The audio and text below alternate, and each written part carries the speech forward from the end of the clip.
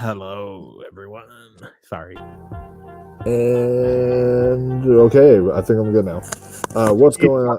YouTube and it's echoing. Okay, never mind. All right. What's going on, guys? Welcome back to the channel, or if you're new here, welcome.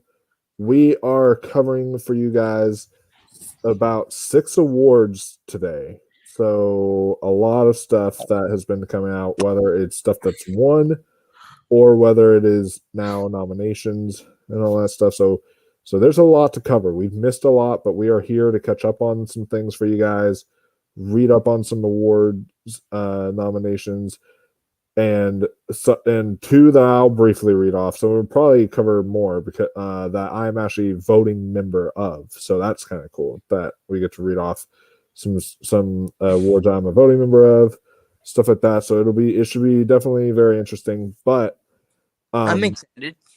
But the first thing, as we always do, we are going to now. I wanted to implement in season 3 because we've been doing 3 years of this show now, and we never really did this on our shows, but we've been doing this with other stuff, like we did it with the Holdovers, Anatomy of Fall, a few times like that.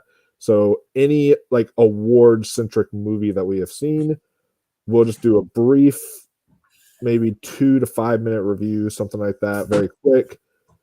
Just giving our general thoughts on it. Now, as far as this review segment, most of these will be mine to do because you guys can like talk about them, like questions you'll have about them and stuff like that. But I've seen at least 3 of these, so I'll be reviewing them as far as giving the review myself. But then one of these, I'll actually let Ross and Andrew kind of take it because they've seen this movie. I've already done a review for it on the channel because I watched it at the Virginia Film Festival. So if y'all know what it is, then y'all know what it is. So it should be fun because I think you guys would want to get their thoughts on that.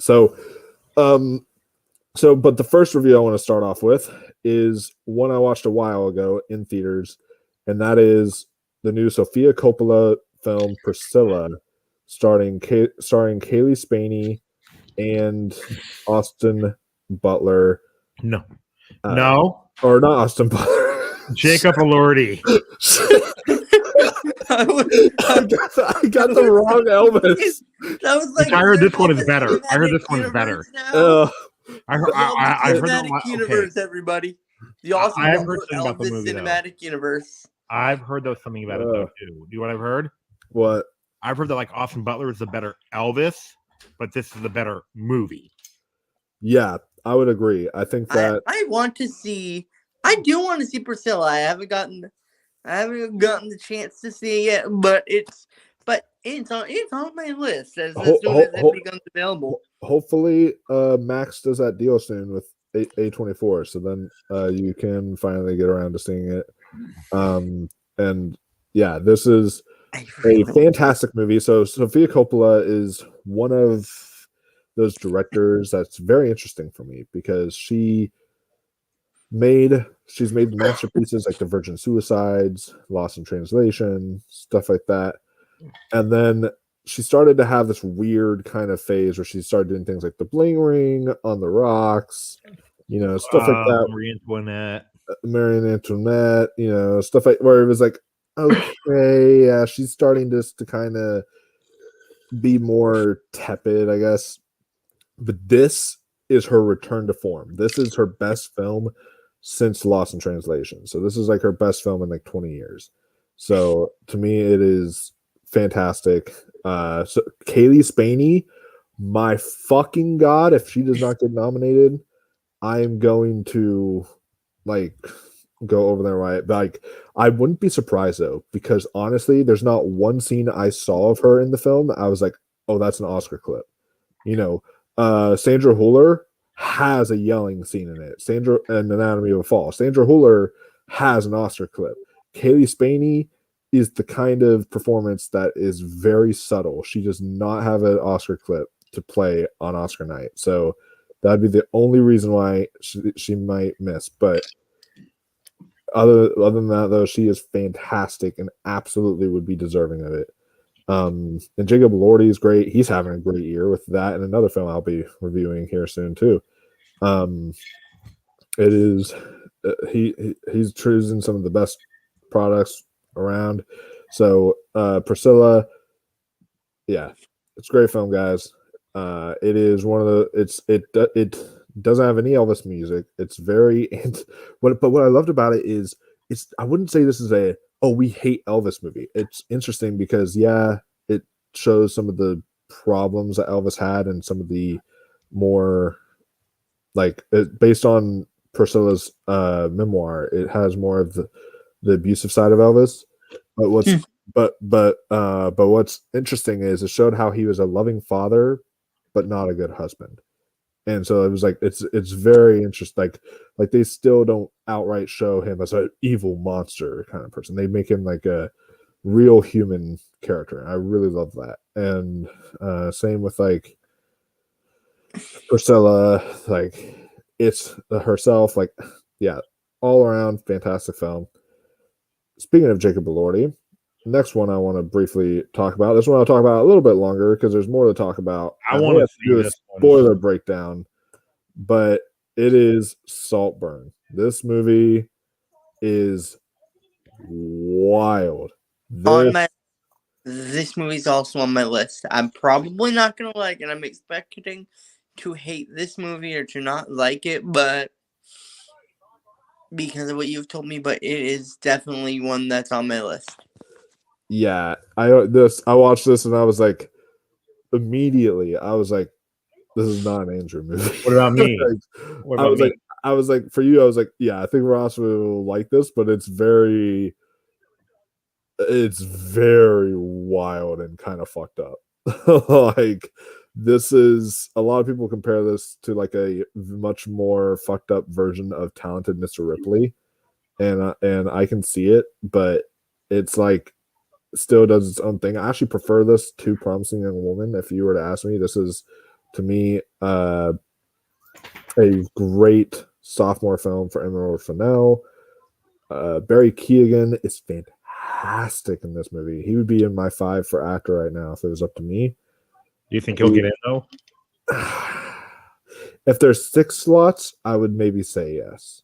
But because there are only 5 slots, like I think he could get in at the Globes. That's why I think I have him in at the Globes or something like that. I think he could get in there because that's 6 slots. But I don't see him getting in for the Oscar, unfortunately. Are the Globes going to be watchable this year? Are the Globes going to be what? Watchable?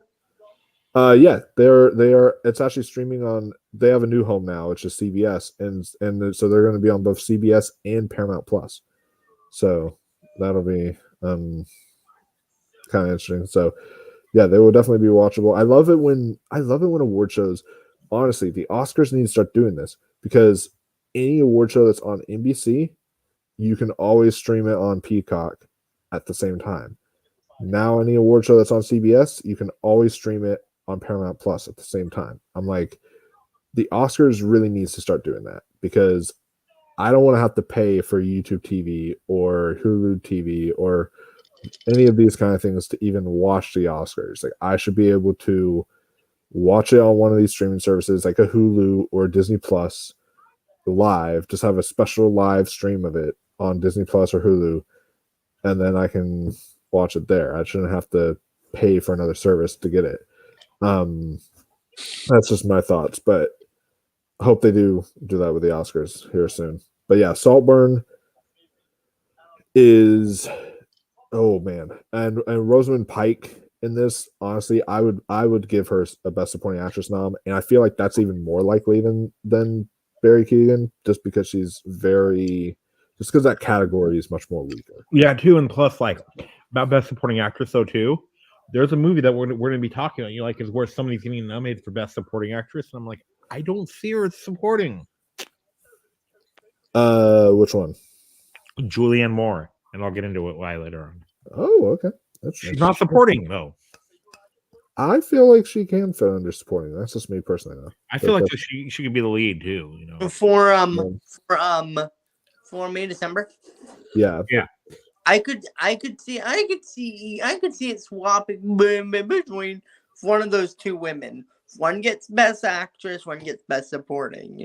So since there are 2 female leads, I could see being like one gets best supporting because I've seen that movie. So I guess if you think that she would be lead, though, would you consider the daughters as supporting then? More like more Natalie Portman, as supporting. Oh, okay. Because Julianne Moore is the one that's being interviewed. It's really her story if you think about it. Her and the husband, but again, the actress gets more screen time. I feel the actress gets. Natalie Portman gets more screen time. That doesn't matter though anymore. Do you know why? Why? Because remember, Marlon Brando had less screen time in The Godfather, but you could feel his presence throughout the whole movie, and you could feel Julianne Moore's presence over the movie. And so I feel that we'll save this for our May December talk, which will be next. But, this film, it's not going to be an Oscars thing. If it's lucky, it will get in at.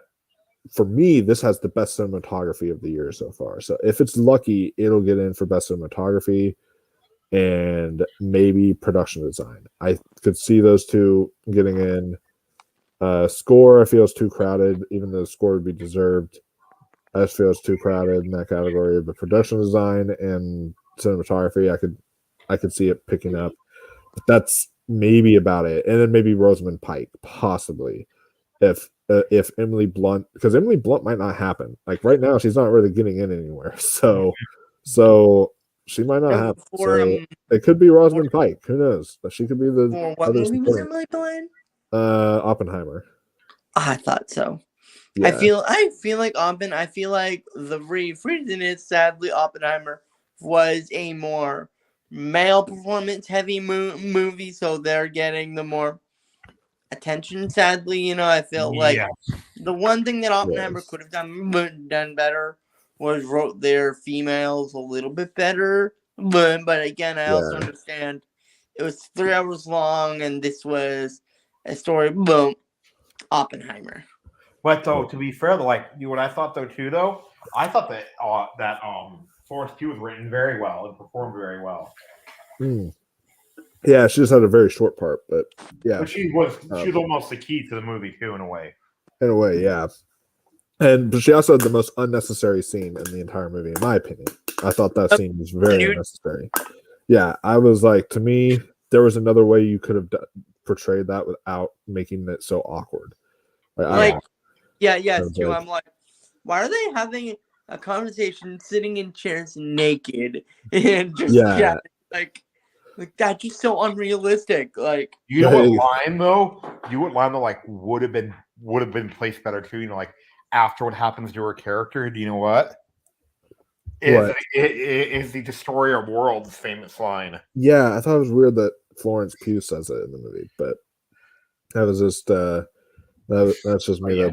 But yeah, so this movie will be available on Amazon Prime on December 22nd. So for anyone interested in seeing it, y'all can. But it's sorry, but I need to question you about that. Is this it's gonna be available on digital to rent? No, it's like actual Prime Video. Okay. Yeah, I think it's from what I've heard. I think it will be actual Prime Video on December 22nd. So, it's if you guys are interested in a weird, fucked up, hilarious, like this movie's darkly hilarious. Like there's some scenes I laughed in this movie that I'm like, I should not be laughing at this.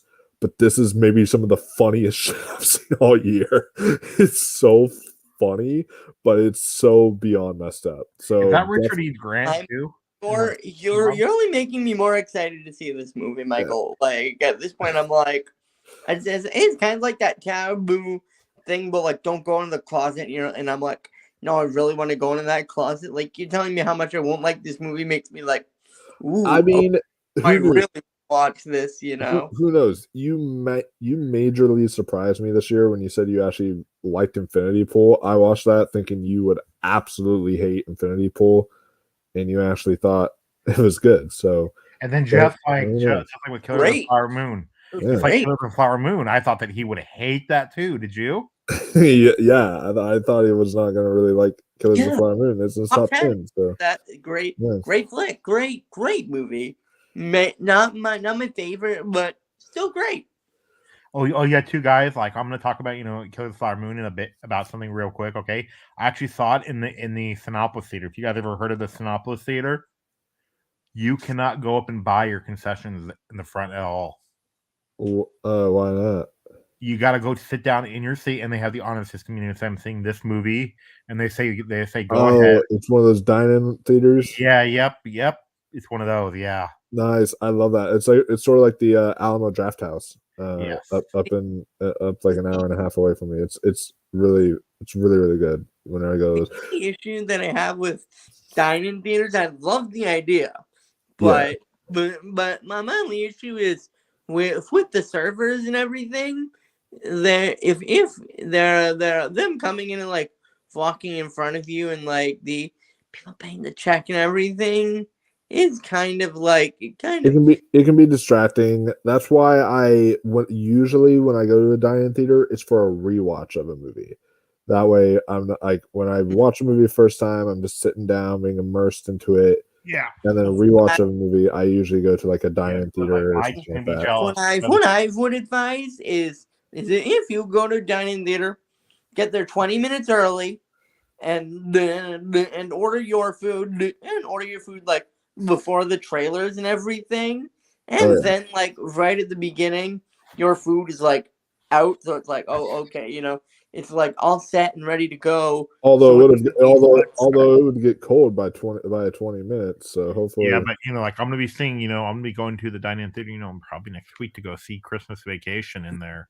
Ooh, that would be fun. Yeah, we have one. But my dine-in theater, the last film I saw there was Asteroid City, so that was a fun. Oh yeah, too. And plus, like people who are saying that Brendan Fraser's going to get nominated for Killers of the Flower Moon, no.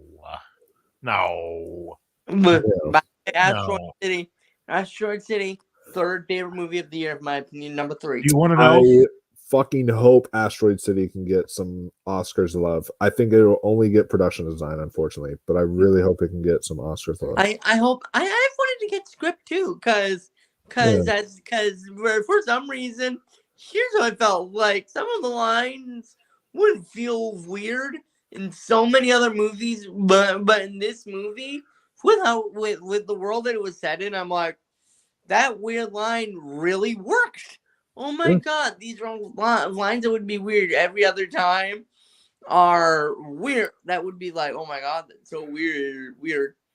Here are like, this works. So this is a good segue into talking about weird but extremely well written.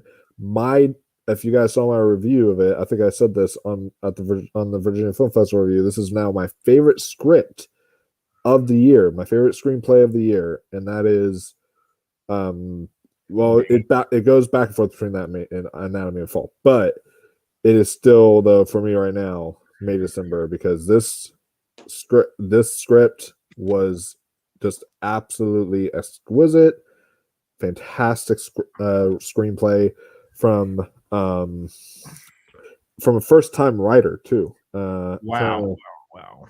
Sammy Birch. Yeah.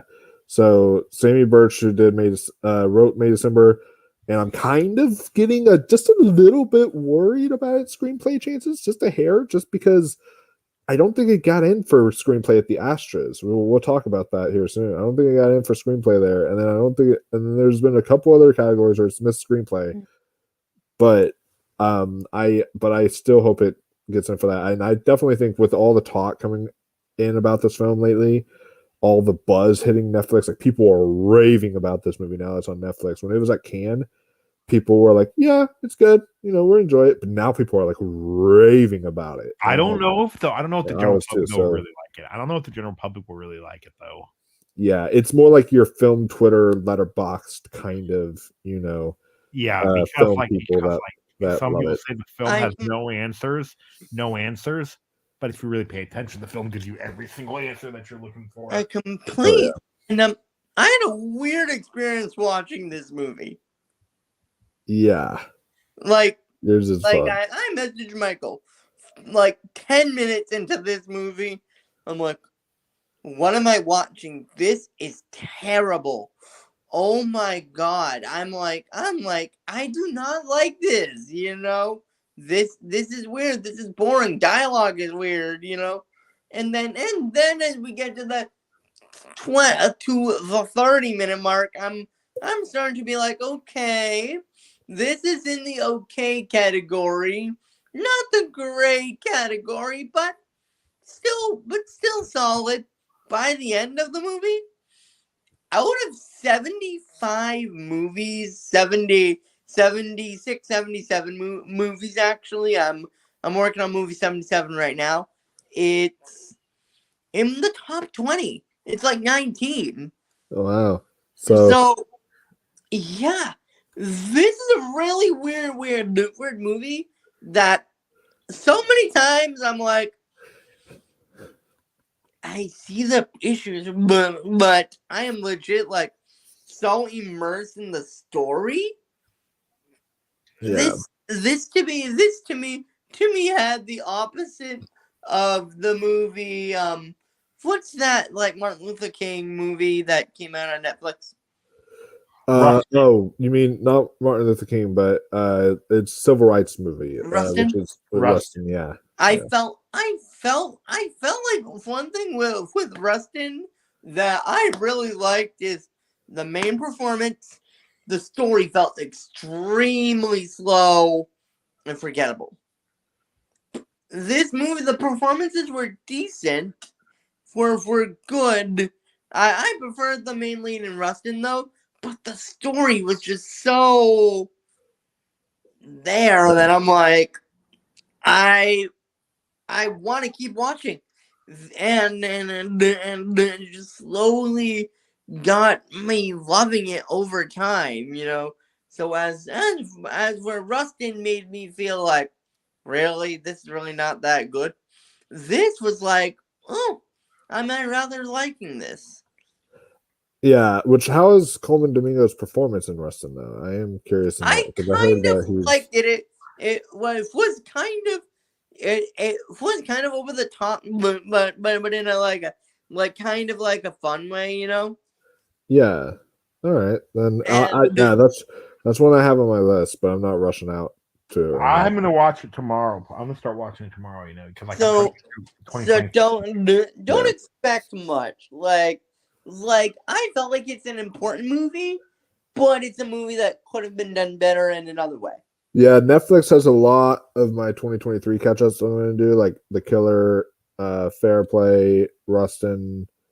You have to watch Naiad. Naiad is that's another one. So that's another one. You know, The Killer is okay. You know, yeah, Naiad is amazing. Naiad was good. It wasn't nowhere near amazing.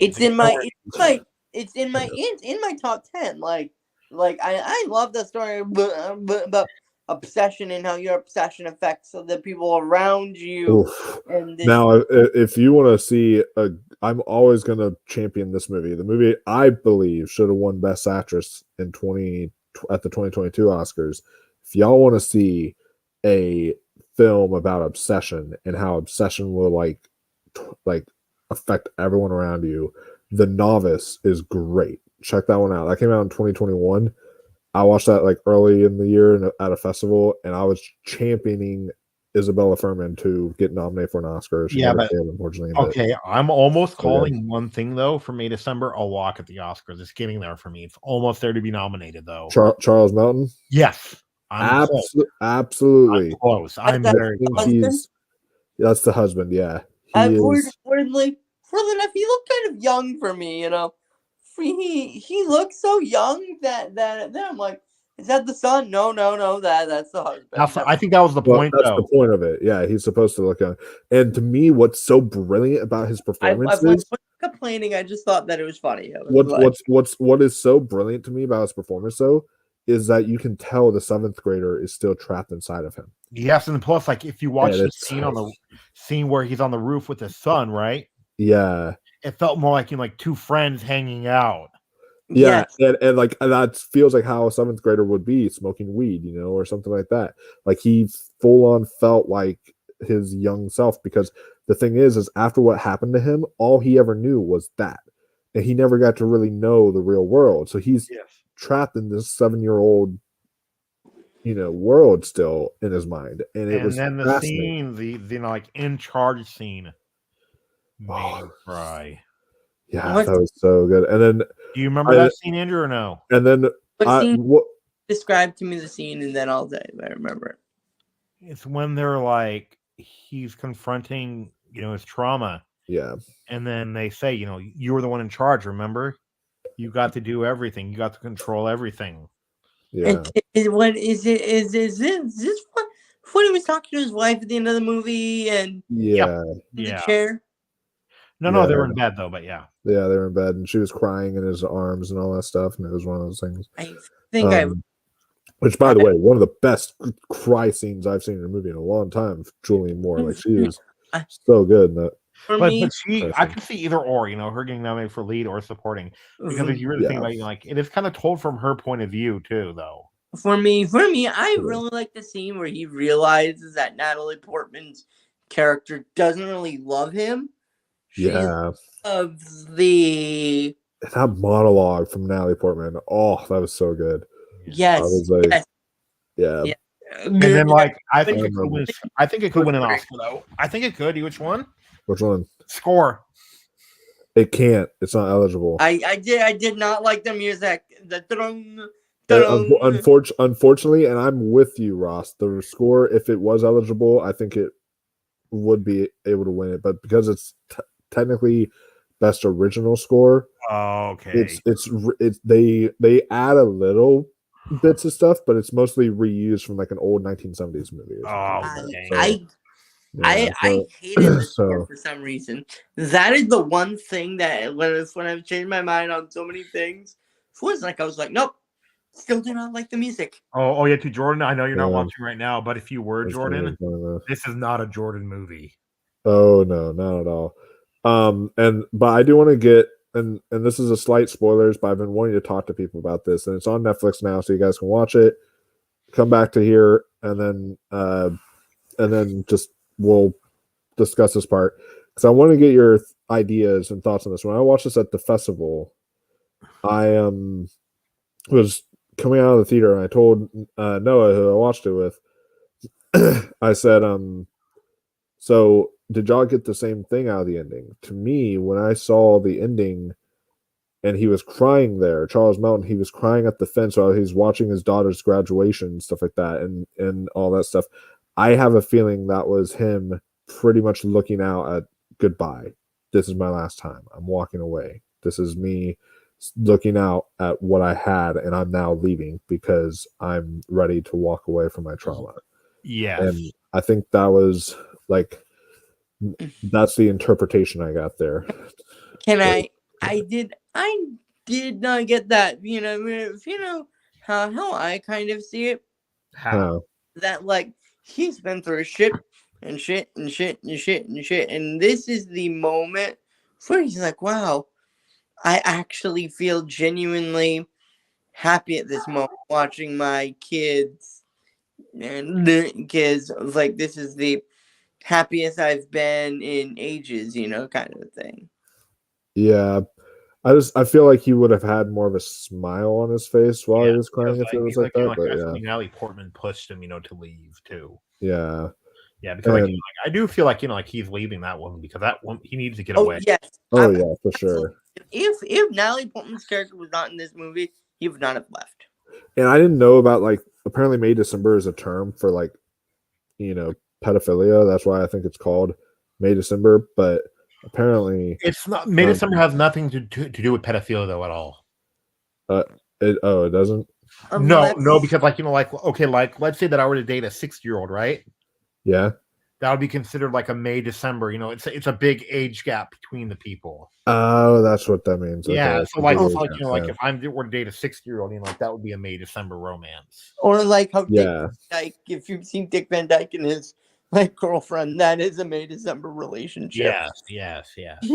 So that is, so for any of y'all wondering why it's called May December, that is the reason why. For me, this movie is practically. I'm eager to rewatch it again because I've only seen it once at the festival, and I'm eager to rewatch it again. Because this is the type of film I feel like I could watch, and not only would I catch new things each time, but I feel like it's almost going to be like Tar this year for me, where it's like when I watched Tar the first time, I was like, oh, it's clearly a drama.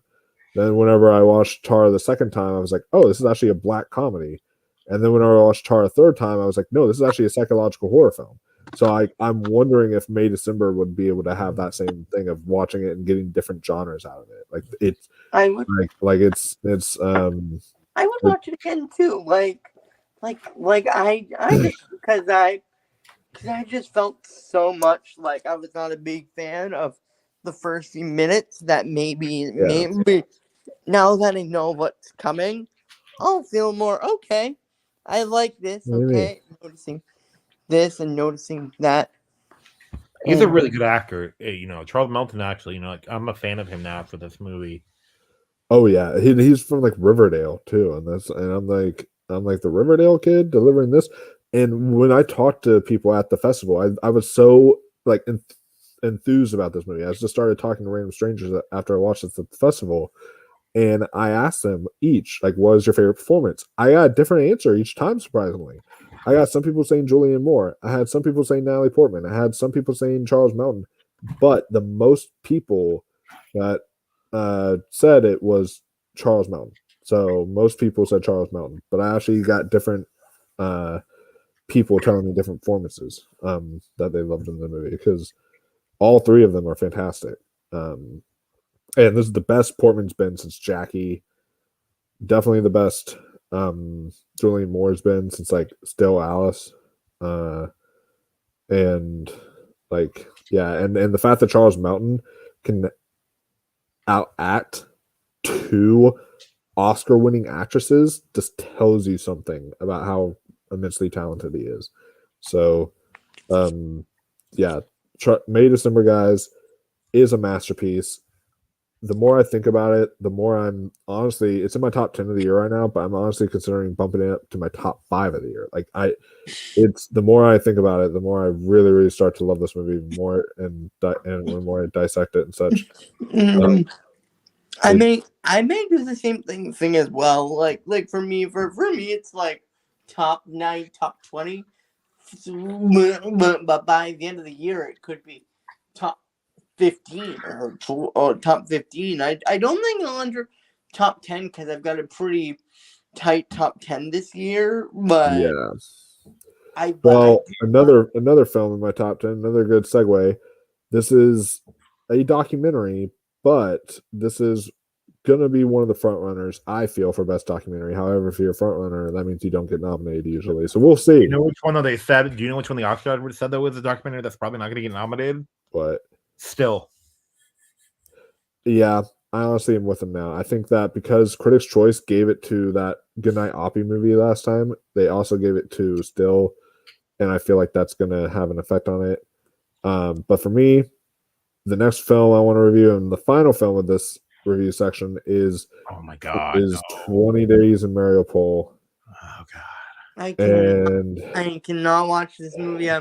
I'm sorry. I cannot make it through this movie. Like I honestly had to have a hard time. Like Ross, one thing and I'm not trying to throw you under the bus, but one thing that just for all of you fans just to know about Ross, like he just likes to do this. He'll like take breaks in between watching movies and he'll like he'll like and he'll like come back to the film and all that stuff. It'll take me a few days. I'm usually like, oh, I know, I love to watch a movie in one sitting. I've been sometimes doing that now, taking breaks and such, but mostly I like to do it. This film, it wasn't because I want to do it. I literally after 30 minutes, I had to pause, walk into my kitchen, grab a glass of water, splash my face with cold water, just pace around because this was so much to handle for me. I literally had to pause and take a breather and take a break from it after 30 minutes. I was like, I can't sit through this in just one sitting. This is like you are literally watching actual camera footage of babies, children, mothers, all these people just dying and in hospitals and people crying over their loved ones. And it is just the most tragic thing.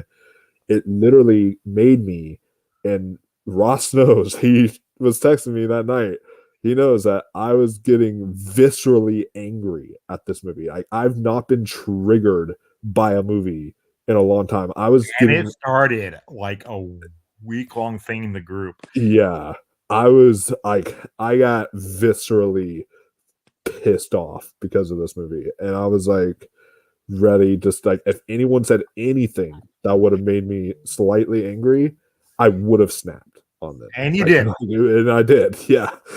And so it was one of those. It was which one of those which is things. understandable. Movies do that to people. Like, Oh yeah. No, Andrew, Like- Andrew, we'll explain. Look. Andrew, after the stream, we'll explain Yeah. to you what happened because it's a long story that lasted like 2 weeks.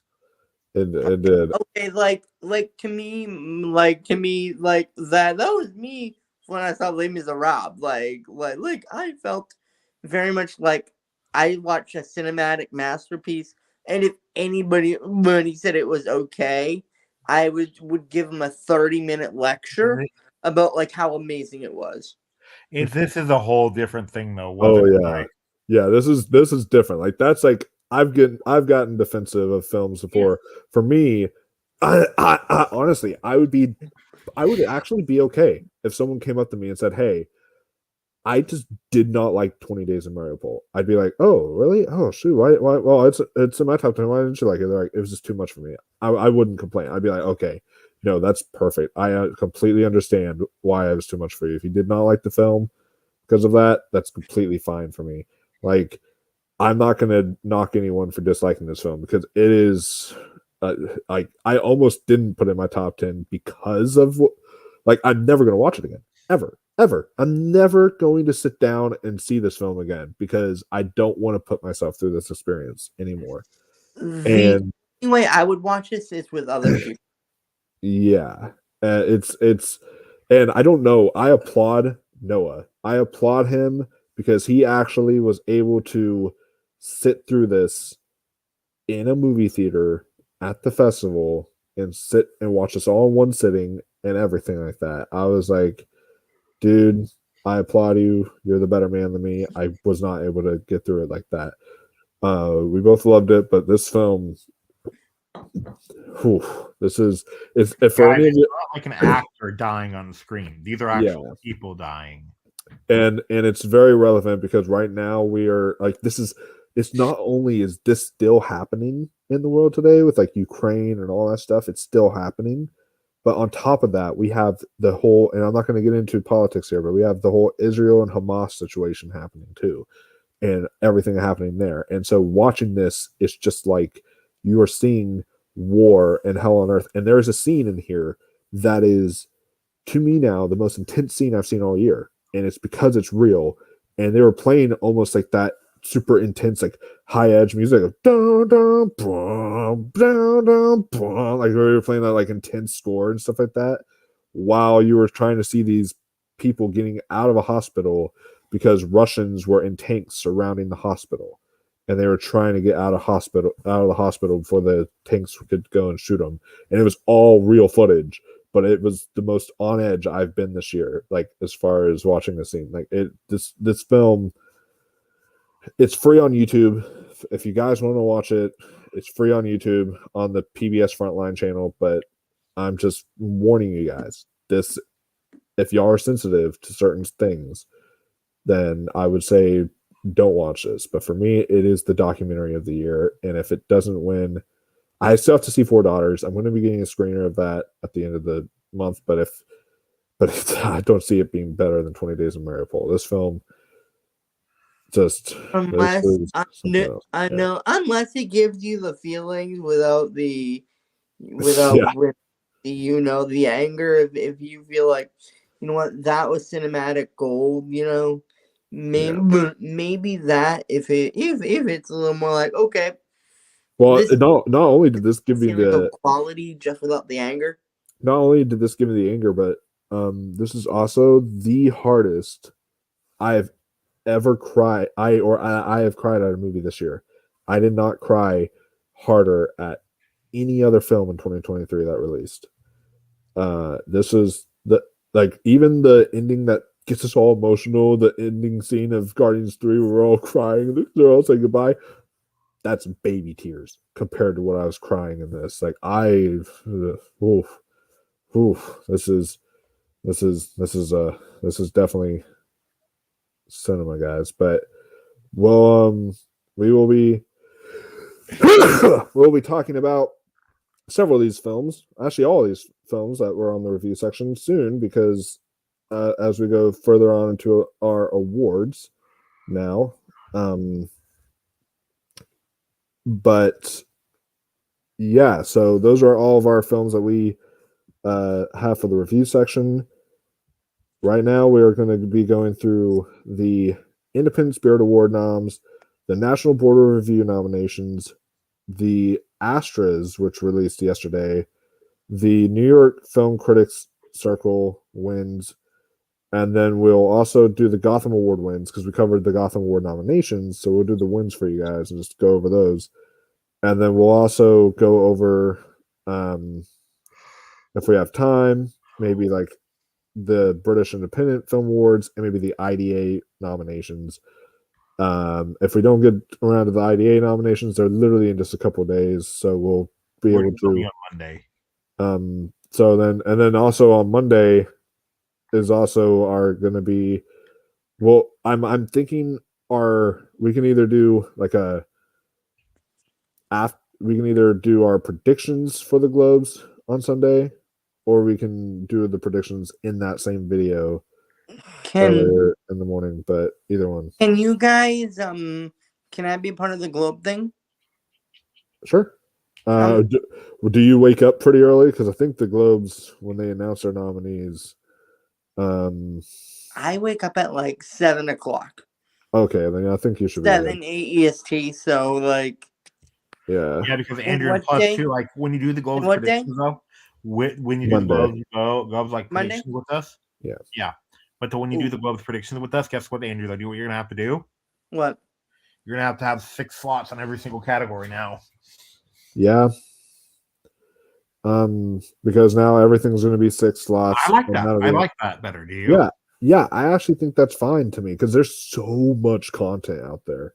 Like so much good content out there. And so I'm like, sure, make room for one extra slot because it's like it's still that, giving the feel of, yeah, there could still be a lot more nominated.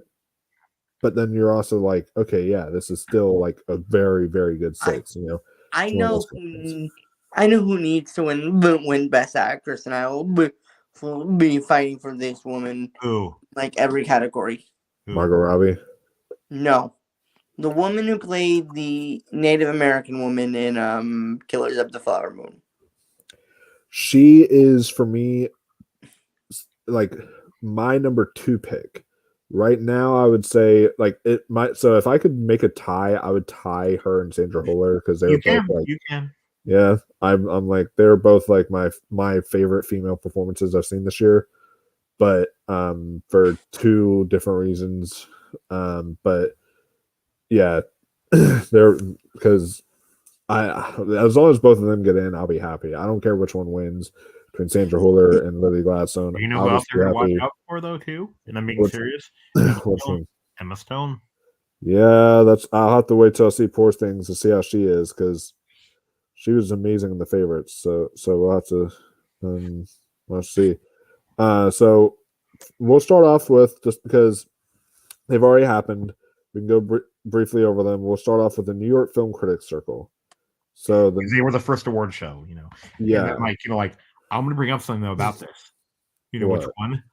Don't be surprised if a name is called on Oscar nominations morning. Glenn Howerton. Yes, I would not be surprised because especially like he got in at a lot of places like the Astras and a few other places. Like I was surprised, and at the Independent Spirit Awards, stuff like that. So so the winner of Best Film, this one they just did the winner, so we don't really get to see the nominees, but the Best Film for the New York Film Critics Circle was Killers of the Flower Moon, which was awesome to see. And then Best Director went to Christopher Nolan for Oppenheimer. which was awesome. For me, the biggest thing that got a cheer out of me, and I wouldn't underestimate this guy either. They do some weird things, like Maria de Tavira for Roma and stuff like that. They do some weird stuff at the Oscars. So I'm wondering if Franz Rukowski could maybe sneak in there for Passages for Best Actor, because he won the New Year Film Critics Circle. He's been winning other areas. I'm like, I think he won, or like he was like nominated too at the Gothams. Like, Honestly, I haven't even heard of that movie. I have. It's on Mubi. I watched it recently, not too long ago, and we'll be talking about it more because it's at the Independent Spirit Awards. But this film is one of my highlights I've seen this year, and I'm so happy Franz Rukowski got in there because he was so good, and I hope him and Ben Whishaw can both get some awards recognition for it. So, and then Best Actress went to Lily Gladstone for Killers of the Flower Moon, which is awesome. That's very well deserved. Best Supporting Actress went to Divine Joy Randolph for The Holdovers. Yes. Yay. I'm so happy about that. I heard though, like she might not win the Oscar. Both of those wins. Both of those wins. I hear it's right now. It's heavy between her and Daniel Brooks right now. So yeah. Like to see. But then for Best Supporting Actor, that went to Charles Melton for May December. And then for Best Screenplay, we have May December winning here, which is nice at the New York Film Critics Circle. And then for Best Animated Film, this is interesting, beating out Across the Spider-Verse, we have The Boy and the Heron, which is interesting, which is the new Hayao Miyazaki Studio Ghibli film. So I'll be seeing that tomorrow. So, and let you guys know what I think of it. But that was very interesting. And then Best Cinematography went to Oppenheimer. Best First Film went to Past Lives. Best International went to Anatomy of a Fall, which honestly, I think that's going to just help Anatomy of a Fall in the fact that it's been winning all these Best International Featured stuff, and it's not even eligible for Best International Feature at the Oscars. But I think people are just going to nominate for Best Picture because of the fact that it's winning at all these Best International Feature ones. And then Best Nonfiction Film. This is a weird name for a documentary, but Minus Plarisis Les Troisgros. I can't even pronounce the name. It's like look at that. How do you pronounce? Oh my god! Invite John Travolta. Mike, invite John Travolta. Mike, we gotta get Zaire. We gotta get Zaire to say that. Yes. No, Andrew. Do you know why? Why? Zaire always messes up on the names, and one year the title of Apology, he called it applesauce. It's so funny. Yeah, literally. So did you, Mike? I want Mr. Adele Dazeem to go to the Oscars and just be like, yeah, that movie with the really long title. Like, I honestly kind of hope this gets in for Best Documentary now, just so people could be like, Minus Plarier Sister is Le Trolls Tigros, something like that. Oh my lord. Oh, dude. I'm sorry, for some reason this just made my day for some reason, knowing that this movie exists. It's just, oh my gosh, it's so funny to me. And apparently it's like a 5-hour documentary about food. It's like, I don't even know what it's like a 5-hour documentary about food. It's like so fucking, oh my god.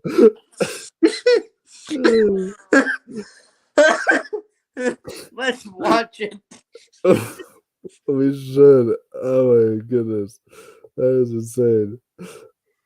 Oh, so anyways, besides the great laugh I got out of it, what do you all think of the wins for the New York Film Critics Circle? They're good. They're good. But The Boy in the Heron, I haven't seen it, but I heard it's really good.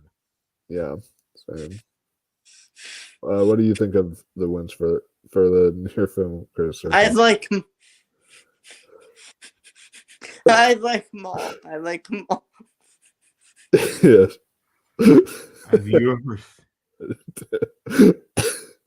Oh man, this is fantastic.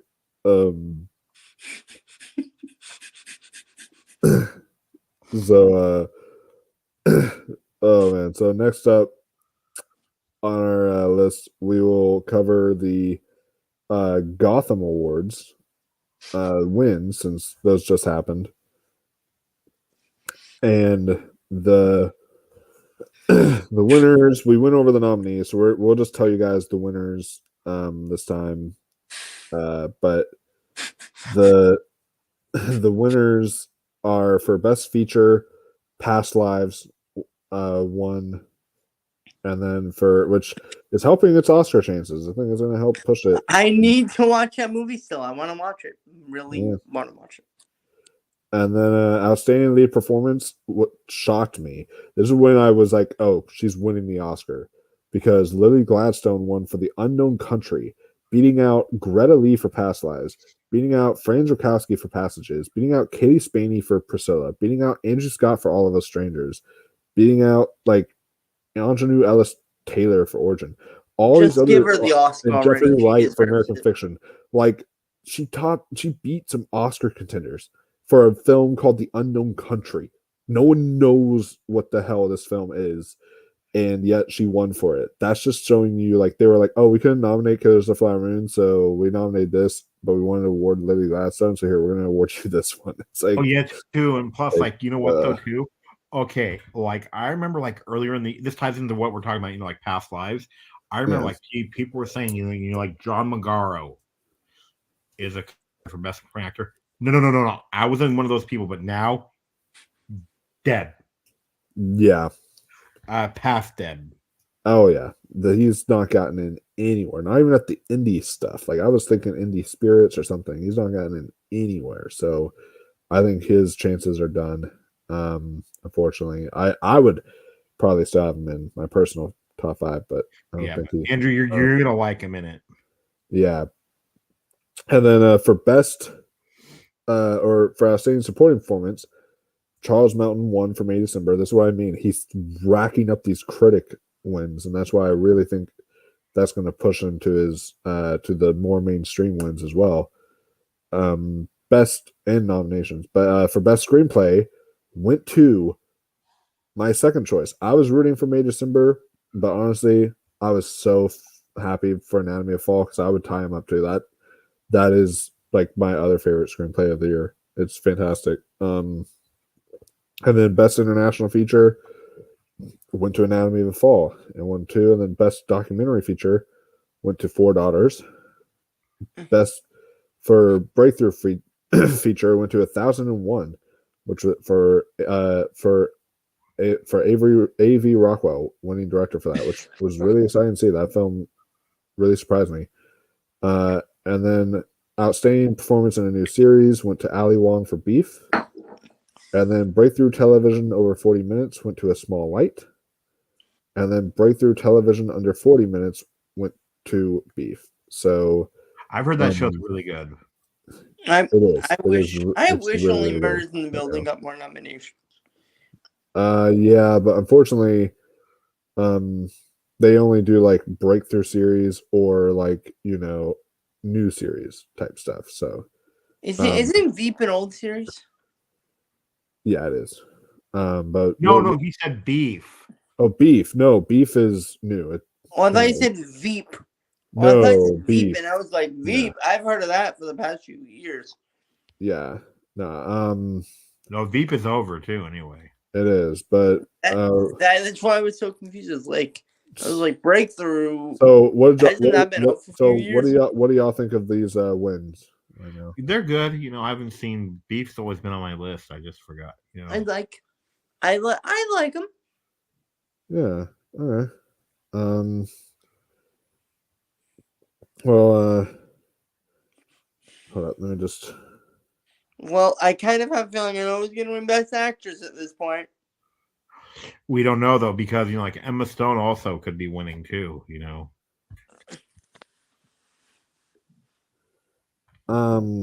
Yeah.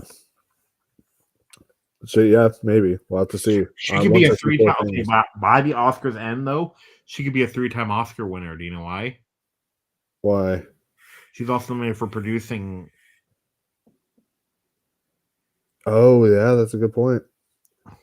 But now let's go on to talking about the National Board of Review. They are, I wouldn't say they're the number one indicator because a lot of times like they gave it to The Irishman, that didn't win Best Picture. It was nominated for Best Picture though. They gave it to The Post, didn't win Best Picture, but was nominated for Best That Picture. movie So mediocre. yeah, so a lot of times they'll give it to I like the the films. Post. They'll give it to films that don't win, but you know for sure whatever wins, it's definitely getting nominated. Like it's that kind of thing. So of course the winner for best film at the National Board of Review, they love Scorsese. They did The Irishman. Now they gave it to Killers of the Flower Moon. So that's awesome to see it racking up like critics kind of places like near Film Critics Circle, like the National Board of Review. And then for Best Director, also they gave it to Martin Scorsese, his first win of award season so far. He actually many to come, which he actually beat out Christopher Nolan because Christopher Nolan's been mostly sweet. I got something funny though to tell you, Mike, about What? Our Moon. Okay, you've seen the movie Urban Cowboy, right? Yeah. Remember his uncle in it? He's in Killers of the Flower Moon. Oh, wait, who's he playing? You remember the old Undertaker? Oh, really? Wow. That's him. Yep. I didn't know that. That's awesome. I know that the guy from The Last of Us was in Killers of the Flower Moon. Yeah, he played his brother, right? Yeah. The piece of shit brother. Oh man, God, I hated his brother. But Paul Giamatti won for The Holdovers for Best Actor, which made me happy. Yay. I really hope, because Cillian Murphy will have his time, Bradley Cooper will have his time. I really hope Paul Giamatti wins, just because he's getting up there in age now. He's a legend in Hollywood. I really would love to see him win for Best Actor, and it would be very well deserved, I feel. Best Actress, we have Lily Gladstone for Killers of the Flower Moon. She's just going to sweep up all these critical ones. And then for Best Supporting Actor, we have Mark Ruffalo winning for Poor Things. That's interesting. So be on the lookout for Mark Ruffalo, guys. And then for Best Supporting Actress, we have Divine Joy Randolph for The Holdovers. Once again, winning. For the MBR Icon Award, we have Bradley Cooper winning that one. For the Best Original Screenplay one, we have The Holdovers. For Poor Things, or for Best Adapted Screenplay, we have Poor Things, which, by the way, I do love The Holdovers getting original screenplay nom too. I also love that script. For Best Breakthrough Performance, we have Tiana Taylor for 1001. Best Directorial Debut, Celine Song for Past Lives. For Best Animated Feature, Spider-Man Across the Spider-Verse. Best International Film, Anatomy of a Fall, even though it's not eligible at the Oscars. For Best Documentary, we have still a Michael J. Fox movie, and one here. And then for Best Ensemble, The Iron Claw, which isn't out yet, but it's coming out. I've heard it could win. December. Yeah, I've heard it's good though. I watched their video today, and they said it's definitely at least in contention to get nominated for sure. For Best Picture? For Best Picture, The Iron Claw, yeah. Which we'll have to see, but I could definitely there's always something there that comes in and sneaks in at the end of the year, and it's just like, that big surprise you're not expecting, and so maybe that's the Iron Claw. So Best Outstanding Achievement in Stunt Artistry went to John Wick Chapter 4, which is very fitting. Do you think that movie will get shut out of the Oscars? I do, honestly. Yeah, I do too. Only cinematography is its best chance. Maybe, or maybe Barbie. makeup. Barbie. Maybe. No. But- The holdovers should get nominated for cinematography. Oh yeah, it does have a cinematography nom at the Spirit Awards, which we're going to talk about. So. I feel like Barbie's gonna win cinematography. Oh no, wait, Pets set design. Sorry. Set design, yeah. Yeah, because right now the one but it's actually funny you mentioned that though, because outstanding achievement in cinematography went to the film Killers of the Flower. Actually, no, it went to a tie. It went to the same cinematographer. He did both the films, so he won just 2 awards for both films. Rodrigo Prieto did the cinematography for both Barbie and Killers of the Flower Moon, and he won cinematography. Well, he won cinematography for both of them, which is interesting. Then their top films in alphabetical order was Barbie, The Boy and the Heron, Ferrari, The Holdovers, The Iron Claw, Maestro, Oppenheimer, Past Lives, and Poor Things. I'm excited for Maestro. I am too. That comes out on Netflix this month, so I'm definitely going to be there first day it drops. And then for the top 5 international films in alphabetical order, they have La Chimera, Fallen Leaves, The Teacher's Lounge, Totem, and The Zone of Interest. I want to see The Zone of Interest so bad.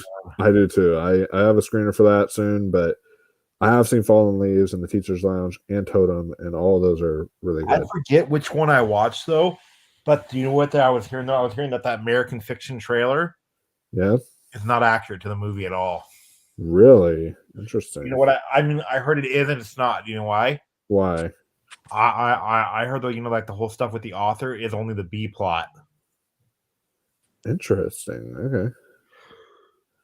Okay. Top 5 documentaries in alphabetical order that they have here is 20 Days of Mariupol, 32 Sounds, The Eternal Memory, The Pigeon Tunnel, and A Still Small Voice. Their top 10 independent films was All Dirt Roads Taste of Salt, All of Us Strangers, Blackberry, Earth Mama, Flora and Son, The Persian Version, Scrapper, Showing Up, Theater Camp, and 1001. So that's your National Board of Review wins, guys. Now on to something we just talked about it, so we can go over there to a voting body that I am a member of, which is the Independent Spirit Awards. So this is something that I don't get to choose the nominees, but I do get to choose the winners every year. So this is something pretty exciting for me to go over with you guys. And I don't want film internships. I want film independent. Okay, there we go. I googled it. All right. So the nominees for the Independent Spirit Awards are. All right. I am on. This is not what I was expecting. Let me go to like variety or something. Okay, it is. Here it is. All right. The nominees for the Independent Spirit Awards for I'll do Best Feature for last. So the very first one I'll do is and by the way, these are ones that we also should like. You don't need to necessarily take them seriously because they are a different voting body, obviously. But like some of these, you do like documentary, especially. Apparently, they're like 4 out or 3 out of 5 every time they do documentary at the Film Independent Spirit Awards. So like they definitely have some impact on the Oscars, but not a whole lot. So for Best Ensemble Cast in a New Scripted Series, Jury Duty. That's just, it goes to it because they just do like their Best Cast Ensemble Awards, and so Jury Duty won that. But then their Best Breakthrough Performance in a New Scripted Series, you have Clark Bacco, The Changeling, Aria Mia Laberti, All the Light We Cannot See, Johnny Solomon for Dreaming Whilst Black, Kevin on Montreal Woodard for The Last of Us, and Carrie Young for I'm a Virgo. And then for Best Supporting Performance in a New Scripted Series, you have Murray Bartlett for The Last of Us, Billie Eilish for Swarm, Jack Farthing for Rain Dogs, Nick Offerman for The Last of Us, Adina Porter for The Changeling, Lewis Pullman for Lessons in Chemistry, Benny Safdie for The Curse, Luke Tinney for Shrinking, I'm watching. Olivia Washington for I'm a Virgo, Jessica Williams for Shrinking. So I'm glad Shrinking did well. Hold on 1 second. Yeah, no problem. For Best Lead Performance in a New Scripted Series. This morning. Hold up. His mic. Yeah, don't worry. Sorry. All right. You're good. All right.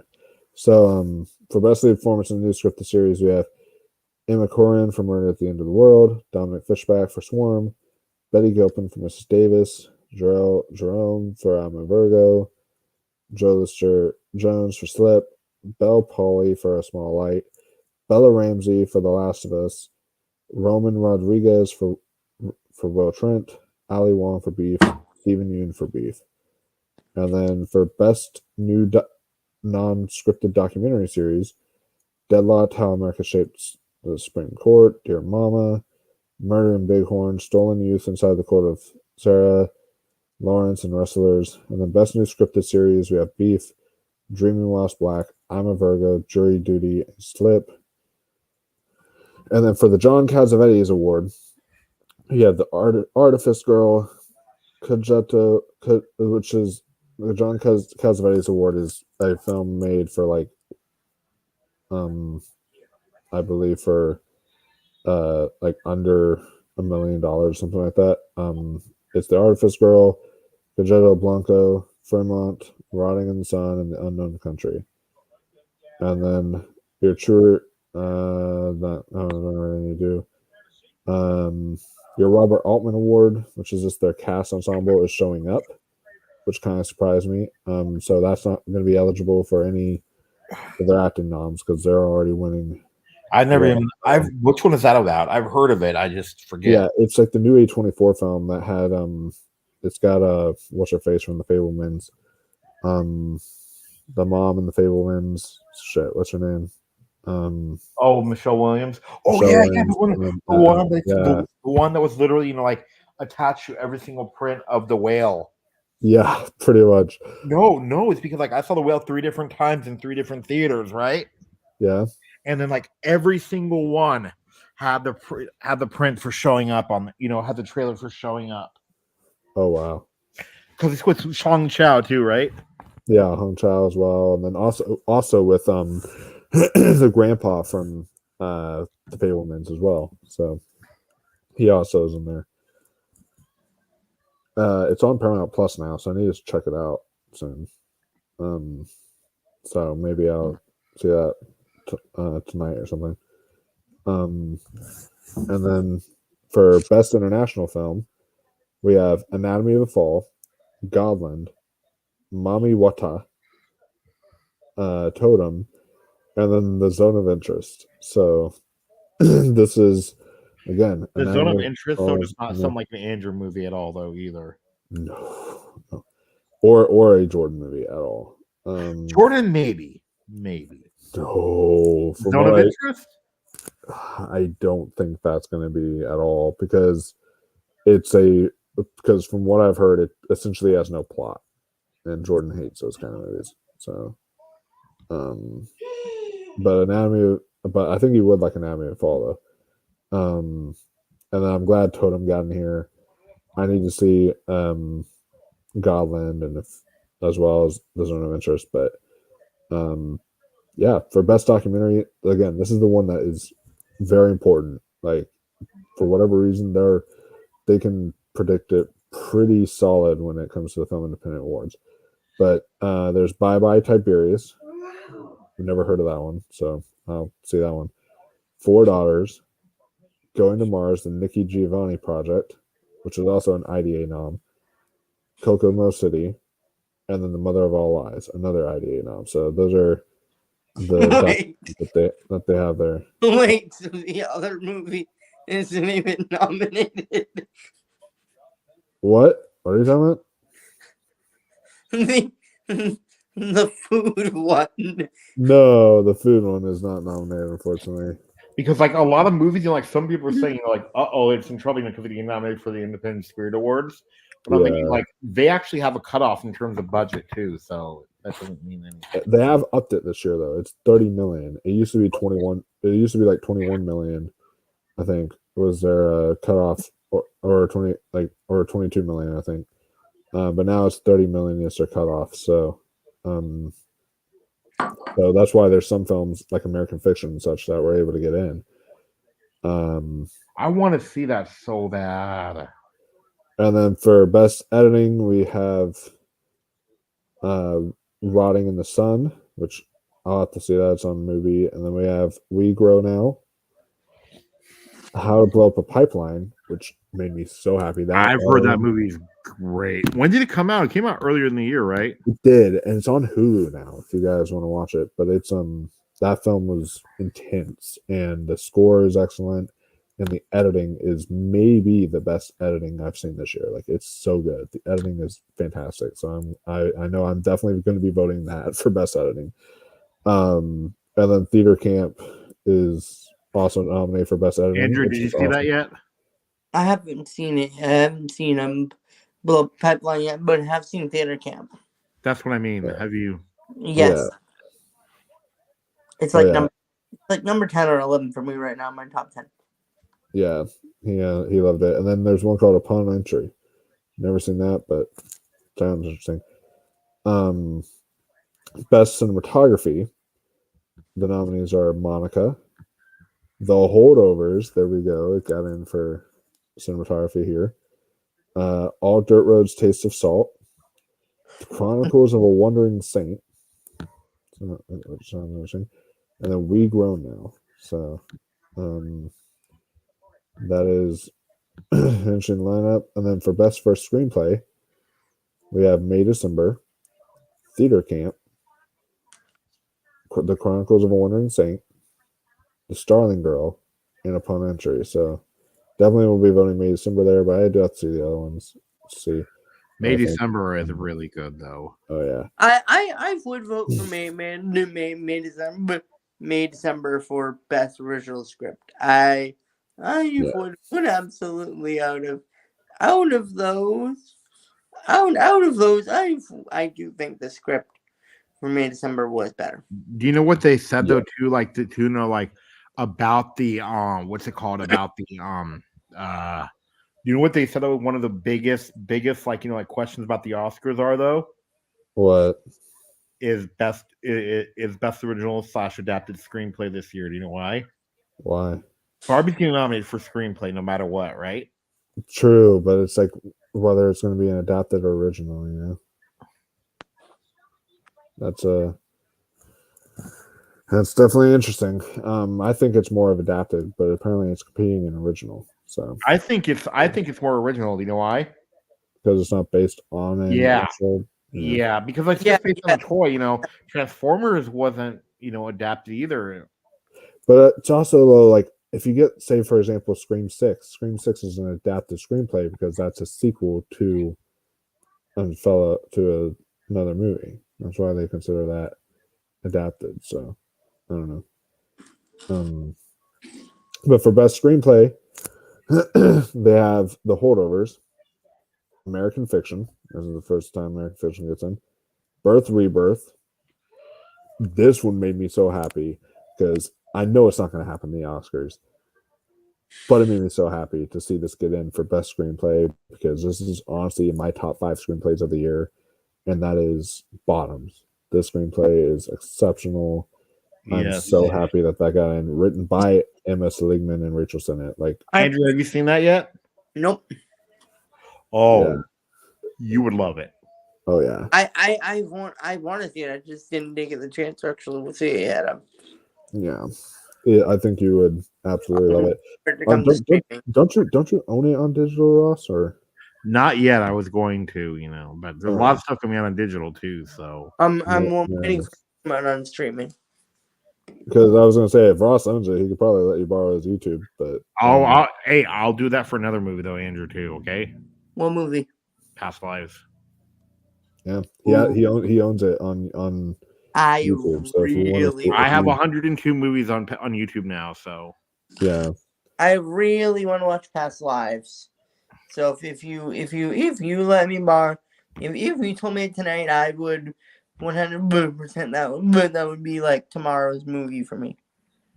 and you can't fall asleep during it though. Oh no! Oh no! Yeah. But speaking of Past Lives, that's the last nominee for best screenplay is Celine Song for Past Lives. So out of those, so I still haven't seen Birth, Rebirth, or American Fiction yet, but those I will definitely see. Wendy, have you got them yet? I get the screeners on December 18th, so Okay. that's when they send them. So I'll be getting them soon. So once I do, American Fiction will be one of the first ones I watch. But as far as the ones I have seen, which is Bottoms, Past Lives, and the Holdovers, I would maybe go the Holdovers. I really love that script. The script it's one of the fantastic. I So loved good. I loved the holdovers like that. Yeah. I felt like it was like really the humor was really good and the drama was really good. So I feel like the script really enforced that. Although part of me might just literally give Bottoms the vote just so Bottoms has some form of support, because I'm like that film needs to be on more people's radars. And then for best breakthrough performance, we have Marshawn Lynch for Bottoms. Speaking of, we have a T-Bone Nazir for Mountains. I didn't know. I've got a review. I've got the first, like non-critic review. You know who? Who? Alessio saw Poor Things. Oh, did he not like it? No, he loved it. Oh wow! Let me read it to you. Okay, can I read it, please? It's gonna be like it's gonna be like a book long. It's shorter than you think, though. Okay. Poor Things is a strange, fascinating, weird, charming tale of the ladies gaining for autonomy to stand against evil men. Yorgos Lanthimos excels in his directing of film with a strong cast. Like any lifts the cast. And cute hybrid experiment animals too, like humble dogs and ducks. The film mix of Snow White, Enchanted, Guardians of the Galaxy Volume 3, and Frankenstein all in one. You know what? I'll take it. 9.5 out of 10. Wow. That's short for him, right? Or no? Because I cut out a lot. When I cut out, he just listed the cast, Oh yeah, that makes sense. And then all of his hashtags he has to do. No, he didn't even hashtag anything. Oh wow. Okay. Interesting. But then also Tia Namor for Earth Mama, which is on Paramount Plus. I do need to see that one soon too. Dominic Sessa for The Holdovers. And think he's gonna get in? It all depends on Monday. All right. So if he gets in for the Globe, I'm gonna start predicting him in some other supporting actor categories. I think the Globes, I feel, are like very much will be a benefactor on if Dominic Sessa and the Critics' Choice. I feel like those will be something that will be a big benefactor on whether Dominic Sessa is actually going to get in or not. I hope he does. He's fantastic. And wait, do you guys need to stream like first thing in the morning on that day with the nominations? Yes. I will be up. Live react. We I live will be up. I will set my alarm on that day to go off at like. And then also, since the nominations I think are going to be announced on YouTube, I'm gonna rely on you, Ross, to do a share screen of it because my computer sucks doing share screen. So I'll try to. Yeah. I will be but I will be up at like 7:15, 7:30 to get ready for this thing, and I am excited. Yeah, because apparently, you know who the Oscar actually picked though in comedy, to be nominated in the comedy category, in the comedy musical category. What? What's his name? Timothy Chalamet. Yeah. Just watch them nominate Oppenheimer in musical comedy. No, oh my gosh! Kind of like what they did with The Martian. Yeah. No, they won't. They're the only there was really none I would question this year that they would nominate for a musical comedy. Some people have questioned May December. I think I see it more as a drama. Some people see it more as a comedy.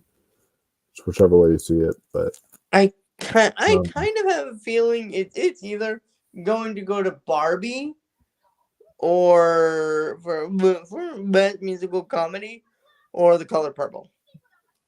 I have either Barbie or the Holdovers taking it. I forgot the Holdovers as well as nominated in that category. What about The Color Purple too?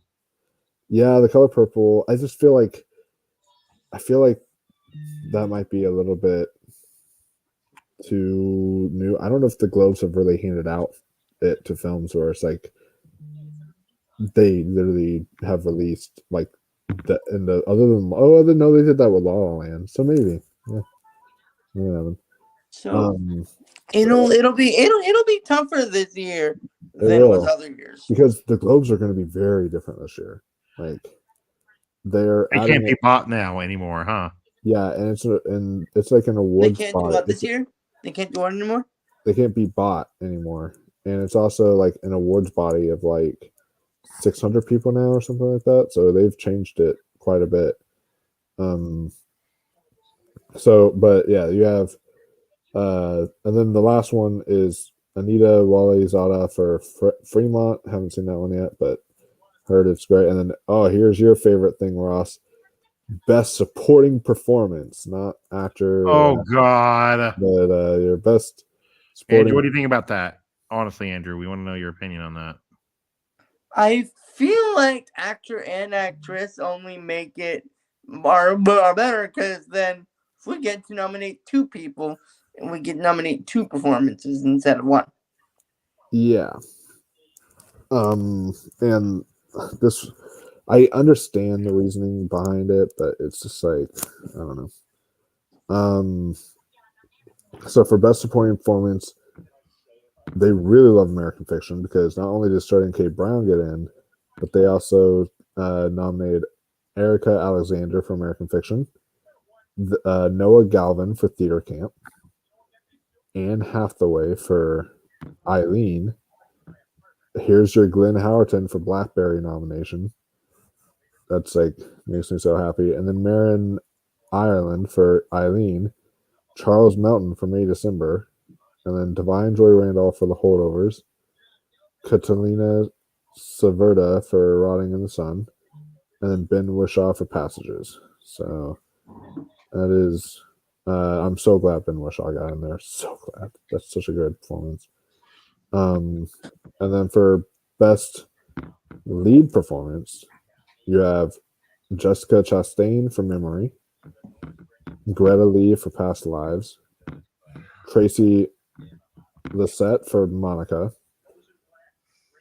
Natalie Portman for May December, Judy Reyes for Birth Rebirth, Judy Reyes is a really good actress too.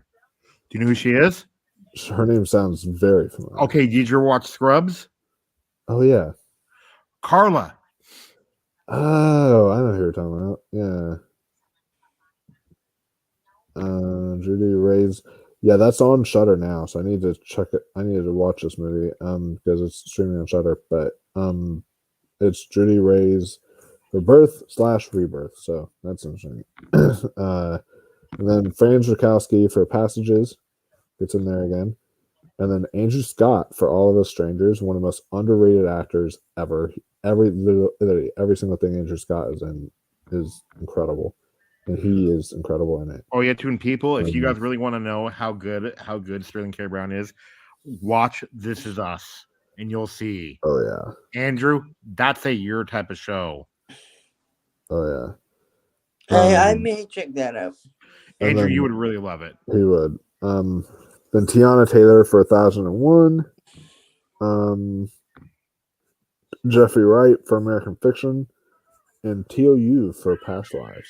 So I don't think Tia Yu's going to be an Oscars thing, but I'm glad he got in here.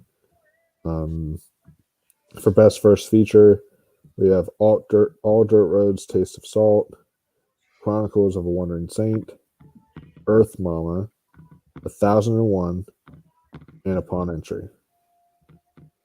And then for Best Director, we have All of Us Strangers or Andrew High for All of Us Strangers, Todd Haynes for May December, Yes. William Oldreed for Eileen, Ira Sachs for Passages, and then Celine Song for Past Lives. I would award Todd Haynes that, but I still have to see All of Us Strangers and Eileen.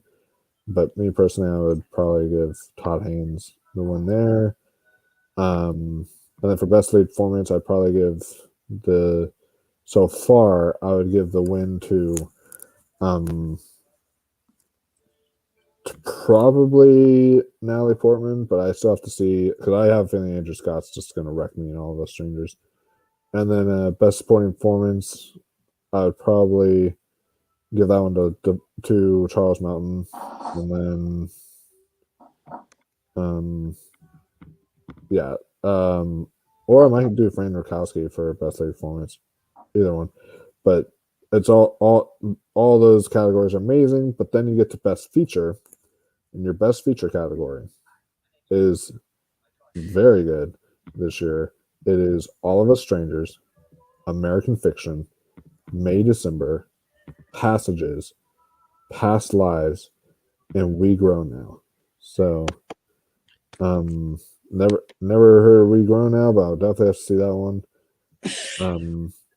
But I love all the rest of the films on here. I haven't seen American Fiction or All of Us Strangers yet, but I feel I'm really going to dig them.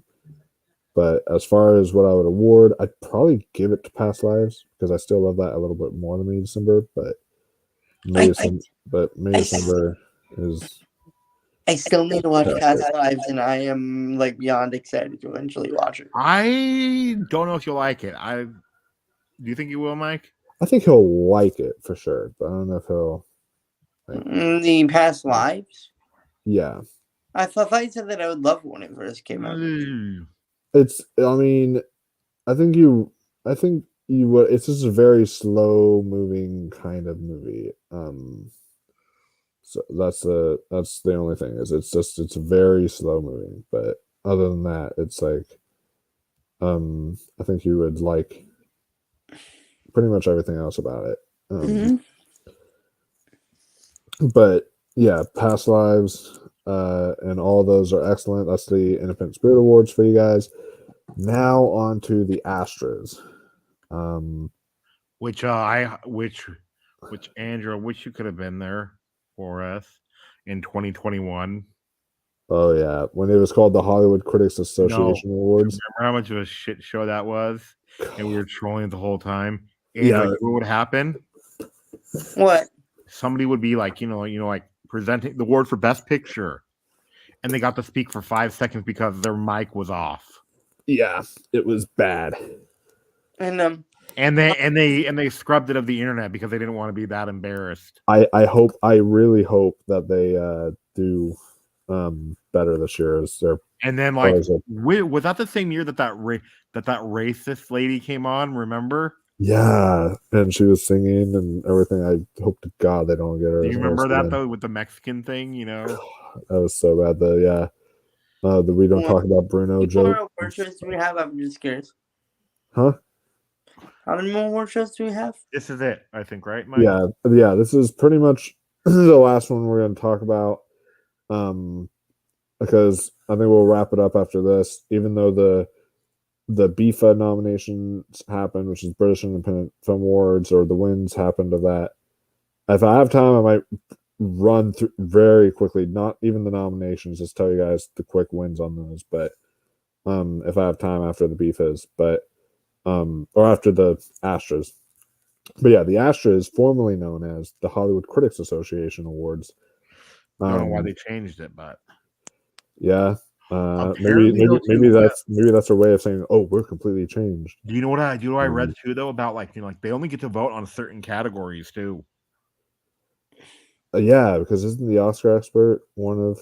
Yeah, and then also Chrissy, Yeah, so the it's now called, their HCA now stands for Hollywood Creative Alliance. That's what it stands for. So HCA Astro Awards, and you'll be happy, Andrew, because Barbie and Oppenheimer both lead this award show. So that is awesome. You know what? Too. You know what movie though? Too. I think we'll probably win this award too. You know the HCA's. Honestly, What? Spider-Verse. Oh yeah, because it won the mid season one. That's true, and so I could see it upsetting. I honestly might put it in my picks for pitcher because it's like I would say don't underestimate that film, but they have a weird category. We'll start off with the bottom and work our way up, but they have a best publicity campaign. Don't know what the hell that is. The nominees are Barbie, John Wick Chapter 4, Megan, Oppenheimer, the Super Mario Bros. Movie, and Wonka. Do you know which one I give it to, honestly? Which one? Megan. Yeah, because of the dance. The dance happened, how they would campaign. I would give it to Megan or Barbie. I would give it to. Okay, Barbie's marketing was okay, but the Megan, took an okay movie at best, and they made people talking about it. But here's my thing. Was it the publicity that they did, or was it the publicity of everybody else jumping on a trend? No, but they're the ones that posted the TikTok video of Megan dancing. It'd be like this is the studio. Word of mouth did it for Barbie, and that's not the studio's doing. I could see either one of those winning. Honestly, I could see. I could, and then also, what's interesting is Super Mario Bros. They had their publicity more so after the movie was released, because whenever the movie came out, everyone was doing the peaches. Yes, and then did you guys know though that there was a reference to the original cartoon in the Super Mario Brothers movie? Really, I didn't know that. You know the song? You remember? We're the Super Mario Brothers and Plumbins are yes. Oh yeah, that was the theme song for the original cartoon show. Oh wow, really? I didn't know that. That's awesome. That movie should be forgotten too a bit, huh? I think so, but it's a very Globesy pick though for best animated feature. So who knows? It could maybe still sneak into some places. For best short film, we've got the ABCs of Book Banning from MTV documentary. Oh man, you would have thought you were gonna say it because that would be confused me though. Do you know why? What? I thought you would have said that horror movie, The ABCs of Death. I know, yeah. It almost sounded like I was. Have you ever seen that one? No, but it would still technically count because it's an anthology, and that's a But that movie's really old though. It was directed by one of them was directed by John Schnepp. Oh yeah, for sure. Because they had 26 nominees. 26 movie directors.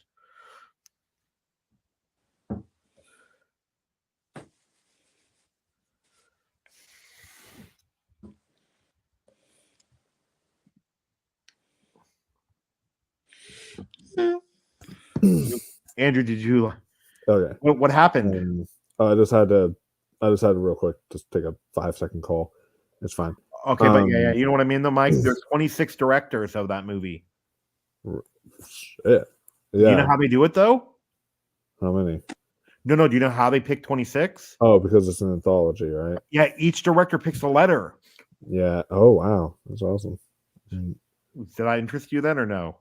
Oh yeah, I've always been interested in checking out. You like Peaches. Peaches was a global phenomenon. Oh yeah, for sure. And then the After is a Netflix short film. I'll have to check out. Last Repair Shop, Once Upon a Studio, which is from Disney, and then Strange Way of Life from Sony Pictures. Did you guys see that yet? Which one? The Once Upon a Time. Yeah, Once Upon a Studio. I almost want to say Once Upon a Time in Hollywood. Did you though? Say no. No, I haven't yet. Oh, it's a beautiful short. It's great. I plan to see it very, very soon. Yeah, Mike. Do you know how long it is too? As well as the wonderful story of Henry Sugar, which was awesome. Like 10 minutes long. Yeah, I heard that it's not long, so I'll definitely get around to it. But it's definitely a front runner in the short animated category. And then best horror feature, you have Andrew's favorite horror movie of the year nominated here, which is exciting. Evil Dead Rise. Knock at the Cabin. Megan. No One Will Save You. Scream 6 and Talk to Me. So Okay. Do what people were joking around about though? what? That's basically every single horror movie this year. Pretty much. Although Austin's been telling me, he's like, watch When Evil Lurks. Know the Watch. Boogeyman. Yeah, know the Boogeyman, but he also says, watch When Evil Lurks. Watch When Evil Lurks, because apparently When Evil Lurks is like his best. Hey, though, how's that Caitlin Deaver one? Was it good or no? I actually thought it was really solid. I've seen it twice now. It was really solid.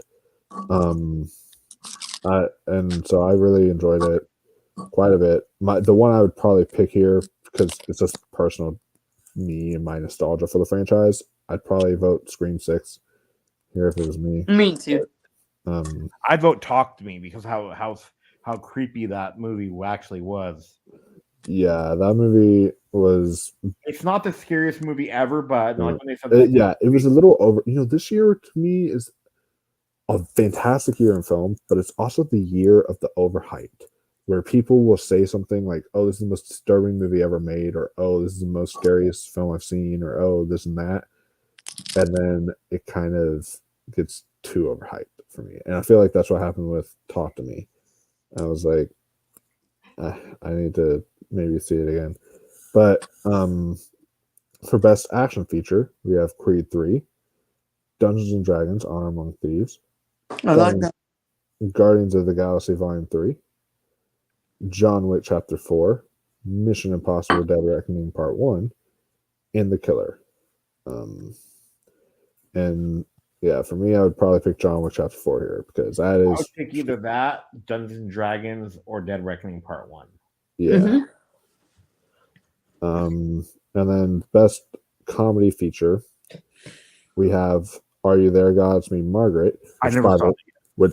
Beautiful movie, which, by the way, pops up in another category, and I might put in my Oscar predictions. I'll tell you why in a second. Are You There, God? It's Me, Margaret. Blackberry, Bottoms, there we go.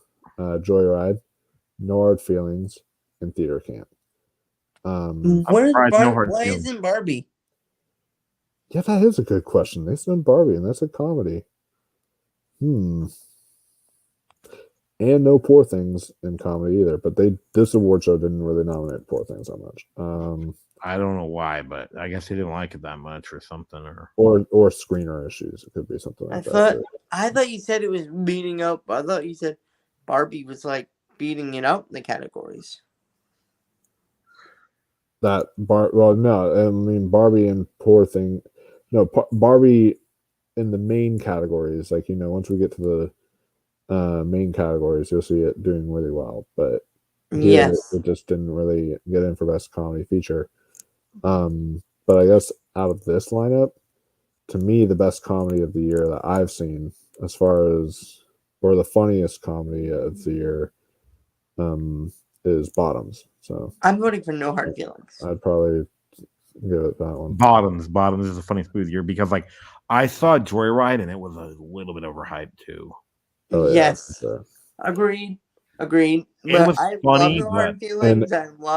I have such a soft spot for No Hard Feelings, and for me, that was the funniest. Like, laugh out and then loud. also, I'm so bummed that, like, I understand why. Well, actually, I'm very shocked, because they also love Saltburn, and I'm shocked Saltburn isn't here. Do you know which one though, Andrew? Like you, which one I could see? I can see though. Which one I would? One of the funniest movies of the year too. Actually got snubbed too though. Which one? Strays. Oh yeah, Strays and Dream Scenario. That movie is fucking funny, man. And that movie got snubbed, so I was for best comedy feature. But for best visual effects, we have Guardians of the Galaxy Volume 3, Mission Impossible: Dead Reckoning, Oppenheimer, Poor Things, Spider-Man Across the Spider-Verse, and The Creator. So I think, which I feel it's kind of odd, nominating a best animated thing in visual effects, but I guess that makes sense. But for me, for best visual effects, I would probably give this to the creator personally. If it was Yeah. me. So I'm gonna give it to Guardians. Oh, Andrew, the creator, had better effects than Guardians with a smaller budget. Oh yeah. Also, one thing I would love to see get a visual effects nom is Godzilla -1. That might happen in the Oscars, but I don't know. I would love to see that happen. And then best stunts, we have Dungeons and Dragons: Honor Among Thieves, Fast X, Guardians of the Galaxy Volume 3, John Wick Chapter 4, Mission Impossible: Dead Reckoning, Part 1, and Polite Society. By far John Wick. Yeah, John Wick when it comes to stunts, definitely John Wick. Yes, sure. yes. And then, I mean, Mission Impossible, also I'd put second there. But hey, you have seen Fast X now, Andrew. So I'm still in the middle of it, and I'm still going to put Mission Impossible and the other and John Wick above it because I'm sorry, the stunts in the other movie just look way too impractical in the Fast X so far. Oh, you haven't even got to the dumbest one yet. Oh yeah, I'm about like an hour in. It happens towards the end. You know which one I mean, Mike, right? Oh yes, the Hoover Dam. The Hoover Dam. So bad. It wasn't a bad movie though. I thought. No, and honestly, I'm enjoying it. Call me insane. Just because the category is so weak.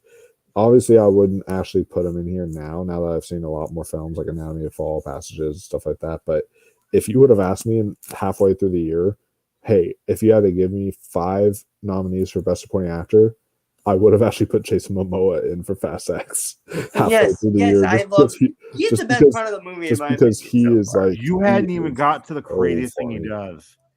So he's the best part of that whole movie. No, right Andrew, now. you haven't got to the craziest thing he does. Oh yeah. Has he yet? Or I don't know. Maybe.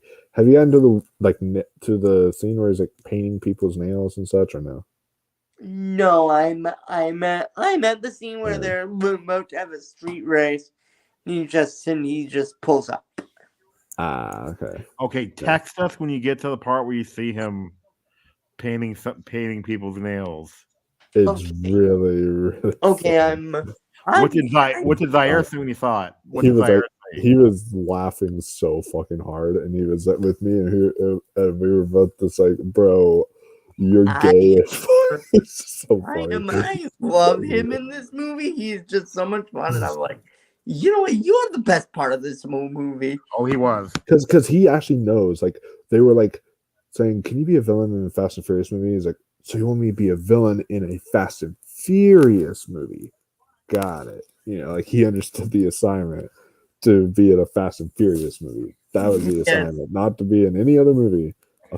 He should be nominated. Like he would have been in my top. Now he's not. He's out of my top 5, of course. Yeah, but like if you would have asked me halfway through the year, I would have been like, hell yeah, Jason Momoa. But and then for best documentary feature, the one I just reviewed is on there, 20 Days in Mariupol, as well as American Sympathy on Netflix, which I have to see, and then Beyond Utopia, which I cannot find that anywhere. And then Little Richard, I Am Everything. That's supposed to be really good. The Little Richard one? Yeah, I do. I've heard a lot about that. I really want to see that. And then still a Michael J. Fox movie. And then this one, we're all about to get mad at. All right. If this happens at the Oscars, I'm gonna get really upset because this is not a documentary. I don't care what you. Oh, I know what it is. I know what it is. Say Taylor Swift, The Eras Tour got nominated for Best Documentary Feature. It's not a documentary, guys. It's straight up a concert. That's all it is. Do you know which one they said that could be a documentary though? Do you know which one they said? What? The new Beyonce one. Yeah, because it actually has footage of her working on her album and stuff like that. So that would actually count as a documentary. But this Taylor Swift The Eras Tour, though, is literally just a concert filmed. I never even saw it because I was supposed to see, but then I got for COVID. this documentary feature. It's like, yeah. It was It's so much ridiculous. fun. It was one of the most fun movies that I've been to. Yeah. For best anime feature, the nominees are The Boy and the Heron, Elemental, Nimona, which I still need to see, Spider-Man Across the Spider-Verse, Suzume, which I also need to still see, and then Teenage Mutant Ninja Turtles. Yeah, this is definitely Spider-Man Across the Spider-Verse easily.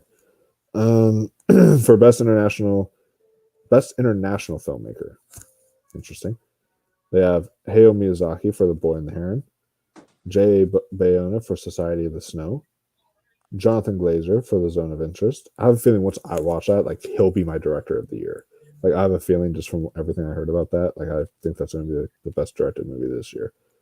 Justine Triet for Anatomy of a Fall, and then Tran Han Hong for The Taste of Things. Oh my gosh, look at the way it... Okay, we have to get Zaire to say this name. Look at the way it actually, like, that's how it looks. Oh God, yes. And, it's like... we definitely have to get Zaire to say that. That'd be so funny.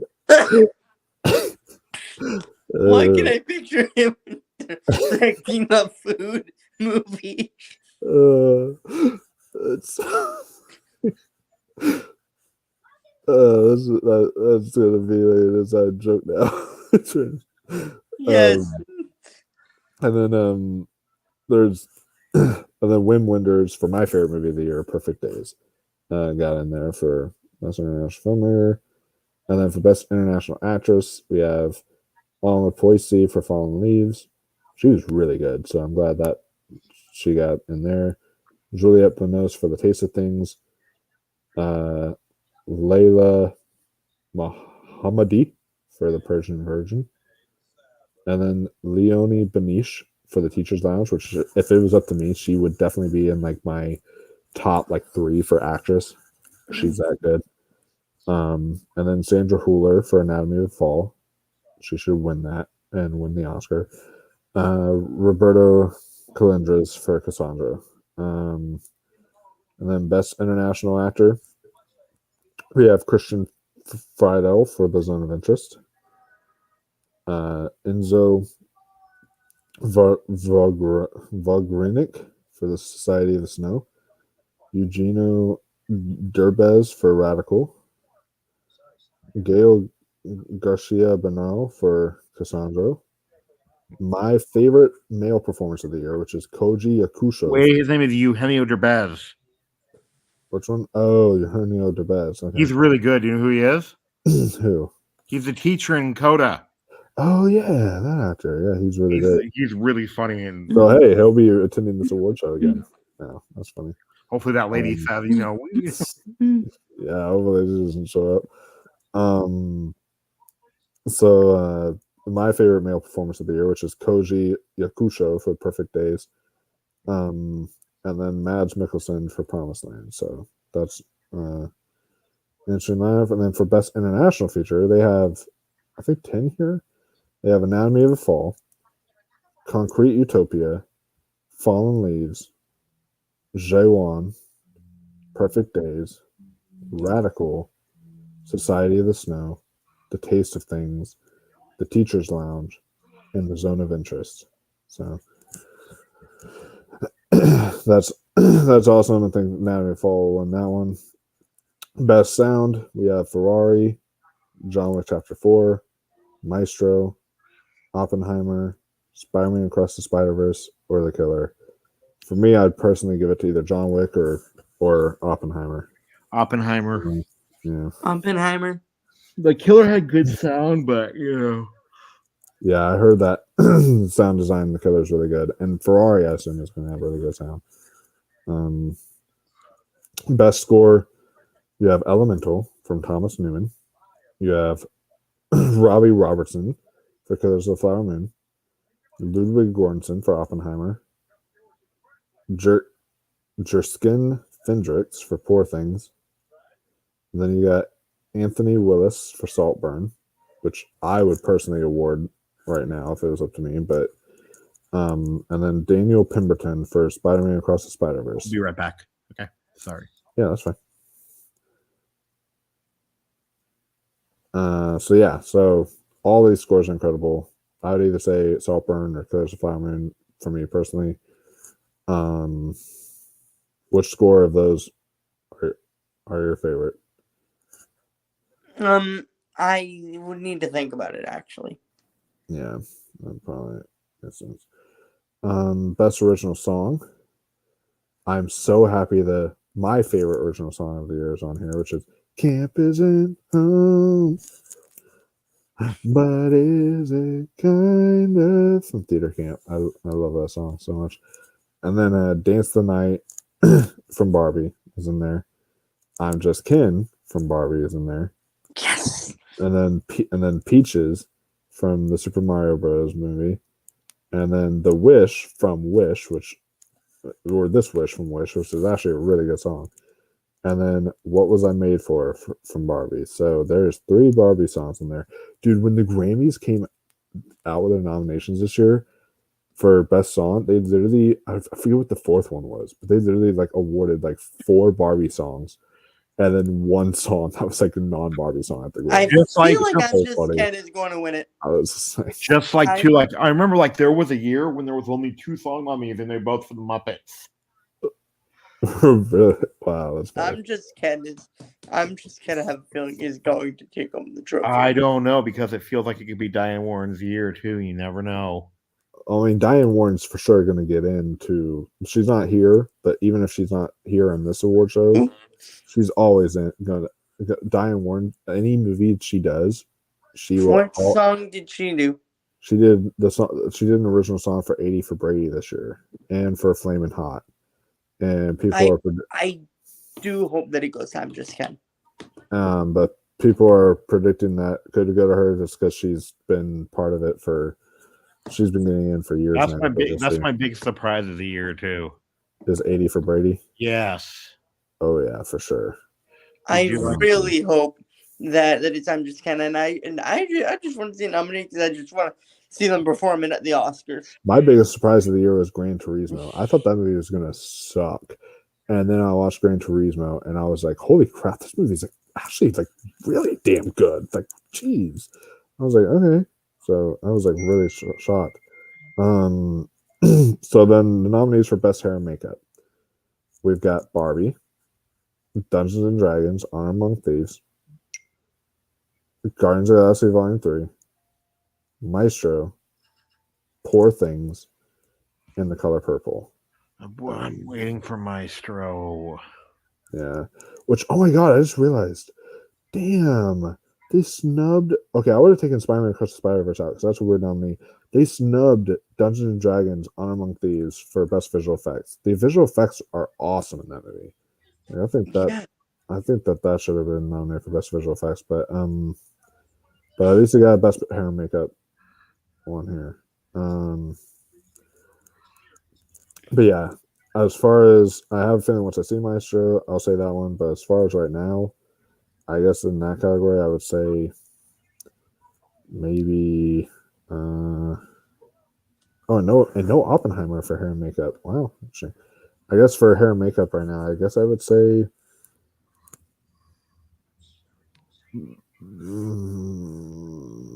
Most of the I haven't really seen actually. I don't know. I guess Guardians. That's what you know who's gonna be mad though if something wins Best Makeup? You know, Maestro. Oh yeah, Maestro. Yeah. Best editing.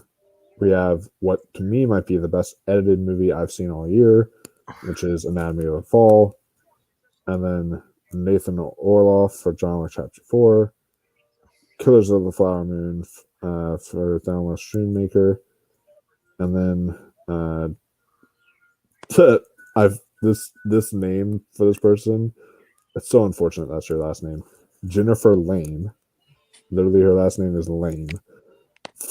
For LAME, so she's Jennifer Lane for Oppenheimer, and then Michael Andrews for Spider-Man Across the Spider-Verse, and the Holdovers gets in for best editing as well. Oh, the Holdovers had amazing editing. They did. I freaking loved the editing. I would kind of give that movie to John Wick Chapter 4 with all the stunts and all the editing of stunts. You know, Yeah, that one was really good. For me, I think for me personally, once y'all see it, y'all see how good the editing is. For me, the editing of Anatomy of Fall just was excellent. So I think that one I would probably give editing to. And then for best production design, we have Asteroid City, which makes me extremely happy. Barbie, Killers of the Flower Moon, Oppenheimer, Poor Things, and Saltburn. But for me personally, Dad, if Asteroid City beat up Barbie, but I still think the Barbie is gonna win. yeah, I think Barbie's gonna win here. Asteroid City, I wouldn't be upset if that won. And then I also really would not be upset at Saltburn. Saltburn is my favorite production design of the year because literally, like, they'll do what they do at the end. It's like almost like Parasite. It's the production design. I've got a question though about Saltburn. It's not a spoiler question. I don't think it is anyway. Do you know what? What? On the trailer, okay, the aspect ratio was kind of off on the trailer, right? The 4:3 aspect ratio you're talking about? Yeah, you know, in the Saltburn aspect ratio. Yeah, the Saltburn aspect ratio is like 4:3. Okay, in the movie, is it 4:3 too?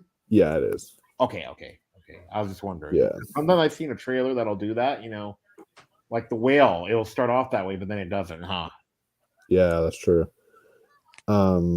And then for best costume design, we have Barbie. We have Guardians of the Galaxy Volume 3, Killers of the Flower Moon, Poor Things, The Color Purple, and then I'm also really happy they remembered this movie, Chevalier. They actually have that for best. That was a good movie. That was really good. So I like that movie, but I would give it to Barbie still. For what?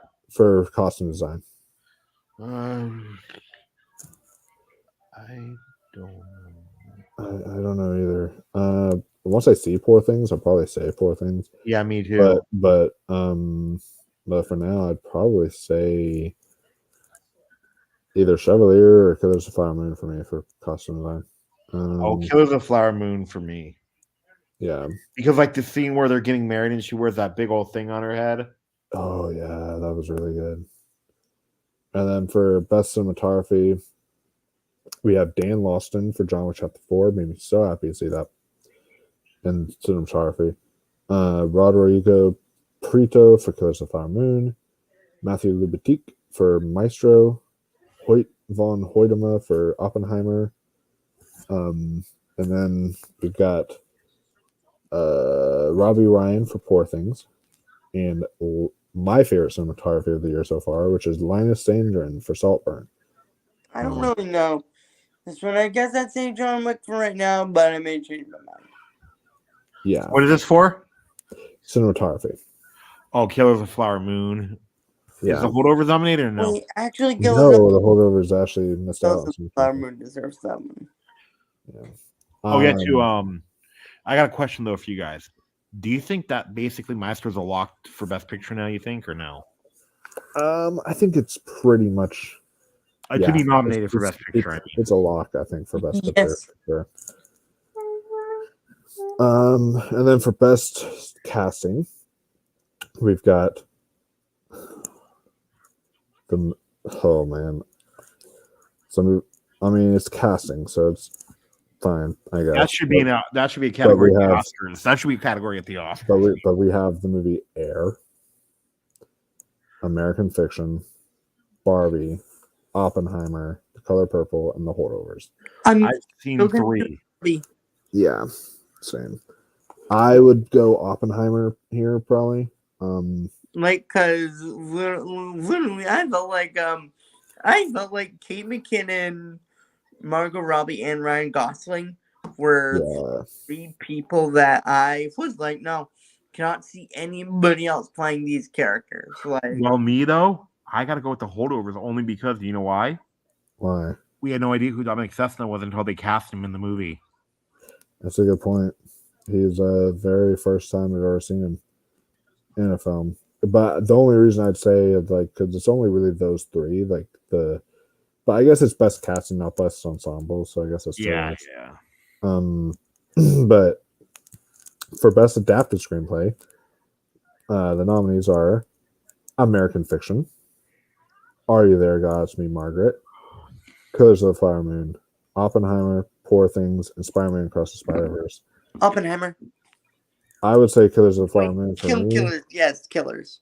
But also, just runner up, I freaking love that Are You There, God? It's Me, Margaret was nominated for Best Adapted Screenplay, because I would also consider that one too.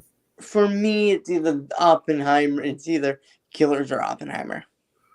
Yeah, because about the casting thing too, though, we haven't seen American Fiction, so we don't know how well it was. It's because wait, was Killers of the Flower Moon nominated for best casting? No, it wasn't. Good. But they have a best cast ensemble though. Yeah, but no, that's fine. But do you know why too? Why? Remember how Ari was telling us about the book? Ari was? Yeah. How Robert De Niro was miscast? That's true. Because Andrew, do you know why? Why? Robert De Niro's character is supposed to be 38, in the real story. In the real story, yeah. Wow, really? Yeah. It's wild. So for best original screenplay, we have The Holdovers, Saltburn, Past Lives, Barbie, Anatomy of a Fall, and oh my god, Air getting in over May, December. I'd have to give it either Barbie or The Holdovers. My number 1 and 2.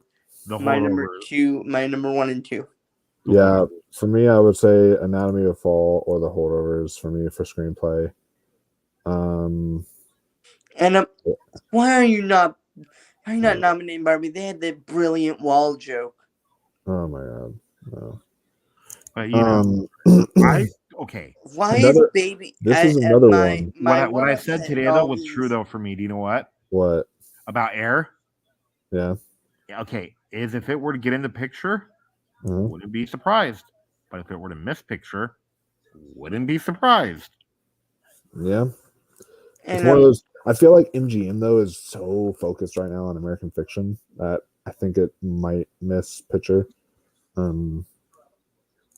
But for right now, and honestly, when it comes to another MGM film, are you really going to tell me if you sit down and you're like, okay, for sure American Fiction is getting nominated, and then you're like, all right, MGM, you did both Saltburn and Air. Are you really going to tell me a conventional sports biopic is going to appeal more to people than a weird, fucked up, toxic romance story?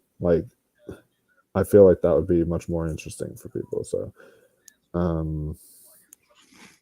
we'll see though. But for best supporting actor, for best. I'm skipping categories here. Okay, my bad.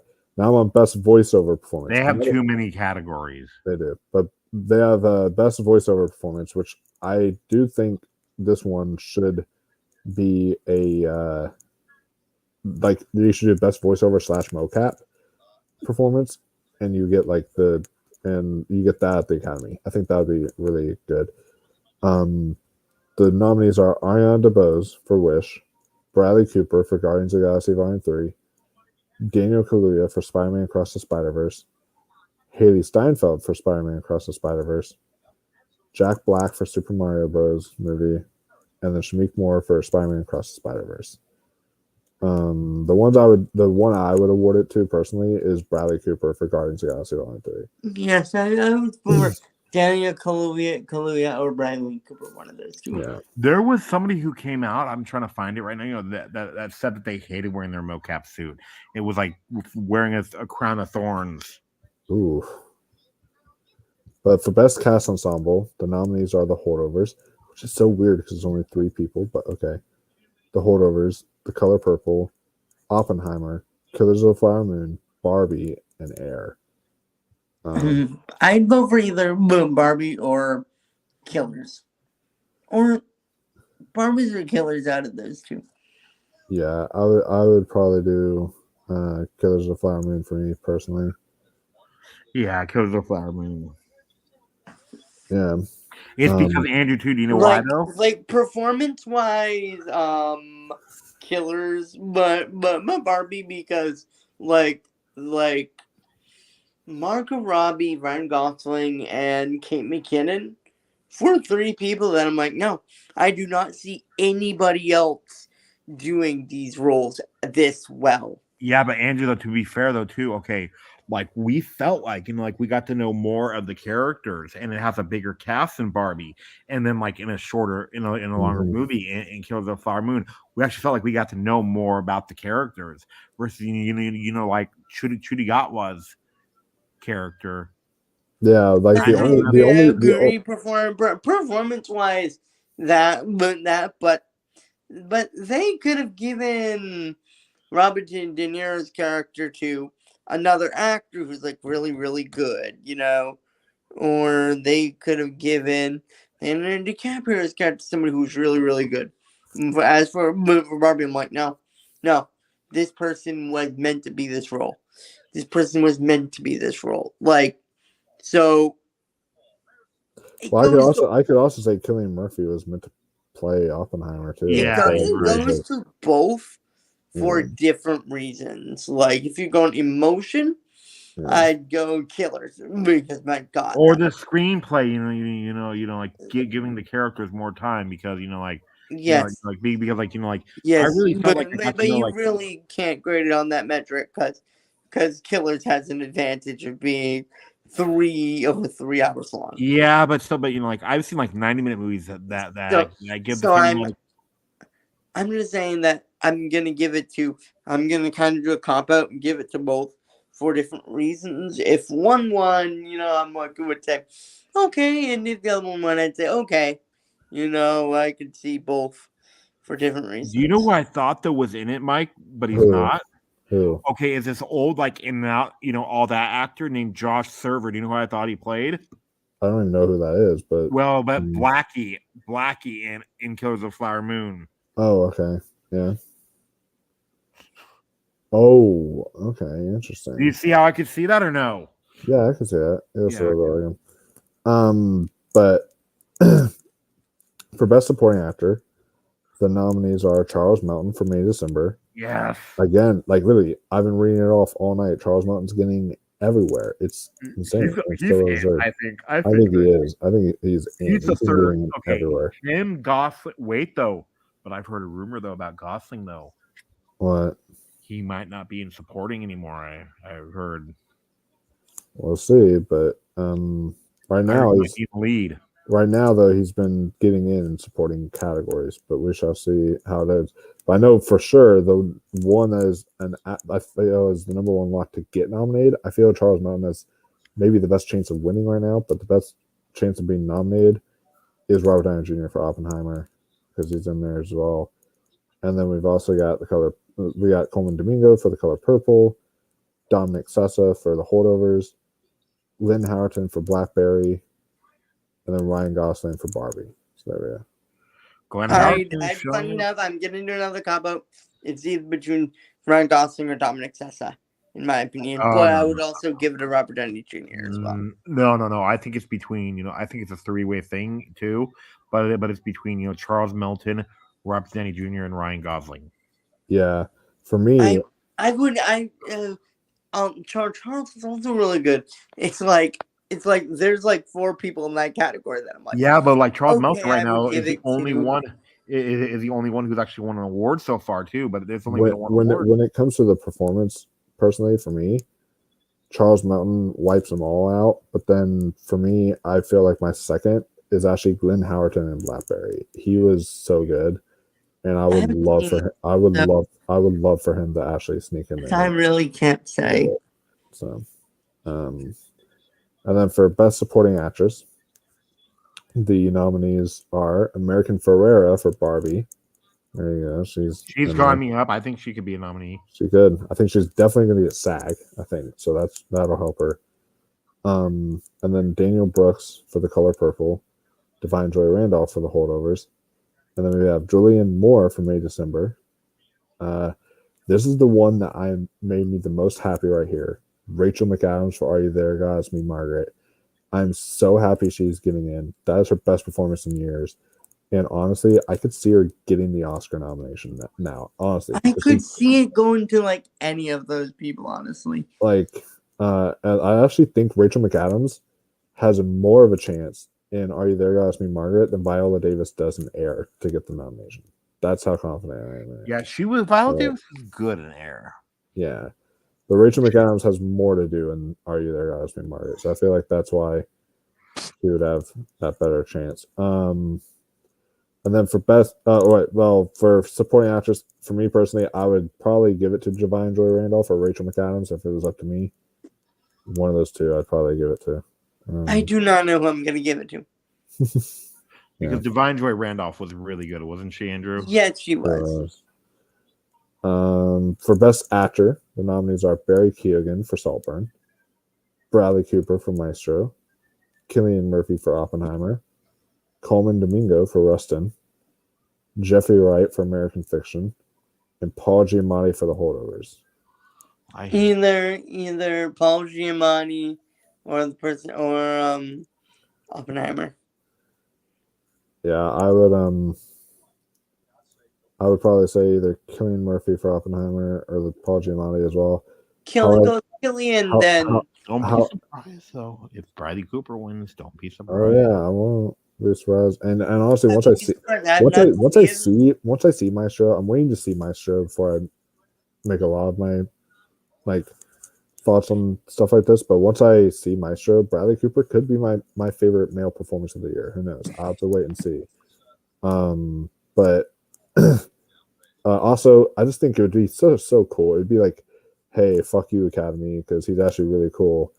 If Barry Keoghan won for Saltburn, I wouldn't complain. I would kind of love that, honestly. And then for best actress, the nominees are Carey Mulligan for Maestro, which honestly, I think it's between her and Lily Gladstone for the Oscar. Personally, I think it's between Carey Mulligan and Lily Gladstone. I think Carey Mulligan might have a shot if she really starts winning certain awards. And then Emma Stone for Poor Things, and then Fantasia Barrino for The Color Purple, Greta Lee for Past Lives, Lily Gladstone for The Killers of the Flower Moon, and then Margot Robbie for Barbie. Yeah, she is in there. For me, do you think she'll get nominated for the Oscar? Because I don't know. I'm 50-50. I think she's going to get SAG, and that SAG nom might help her. But then BAFTA, I think, will snub Margot Robbie, and BAFTA will end up going with Sandra Hüller. So what about Greta? Do you think Greta Lee will get nominated though? That's hard. That's hard, honestly. I think for me, I would take out Greta Lee probably to put in someone like Sandra Hüller, but just because I would personally nominate Greta Lee, but I just feel like I don't know. I feel like she's going to be more of just that indie pick. I don't think she's going to be like full on in the Academy kind of thing. But for me, I would give this award to Lily Gladstone if it was up to me. Mm-hmm. Great. Yeah. She was so good in that. They're really good. And it's a strong year for Best Actress. No. I'm saying like she goes by she or they pronouns too. Oh, okay. So, but I also thought you were talking about this award show, because I will say this award show, while they never put on a good show, they always have great winners. I will say that, like their winners are Andrew too. Though, Andrew, like, did you know that like she actually has a connection to Campia? Lily Gladstone does. Yeah. Huh.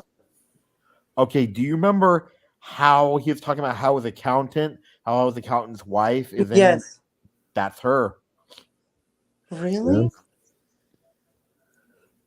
So for Best Director, this is interesting. I don't know how I feel about this, but they have 10 slots for Best Director. That's too many last year too. Remember, how that guy S.S. Rajamouli got nominated for Best Director. Oh yeah. Although I do think he should have, he directed the hell out of RRR. But then the nominees are Alexander Payne for The Holdovers, Ben Affleck for Air. Fuck me. Bradley Cooper for Maestro. Celine Song for Past Lives. Christopher Nolan for Oppenheimer. Cord Jefferson for American Fiction. Emerald Fennell for Saltburn. Let's go. It's such a fucking cool pick. And then Greta Gerwig for Barbie. And then Martin Scorsese for Killers of the Flower Moon. And then Yorgos Lanthimos for Poor Things. I hope it goes to either. Of course, I wanted to go to Greta, but Christopher Nolan and or Martin Scorsese, either of those three, I won't complain. Let's see. For me, the one I would have probably awarded isn't even on this list, which is Justine Triet for Anatomy of Fall. So as far as the ones I would actually award, I'd probably say Martin Scorsese, I guess, for Killers of the Flower Moon.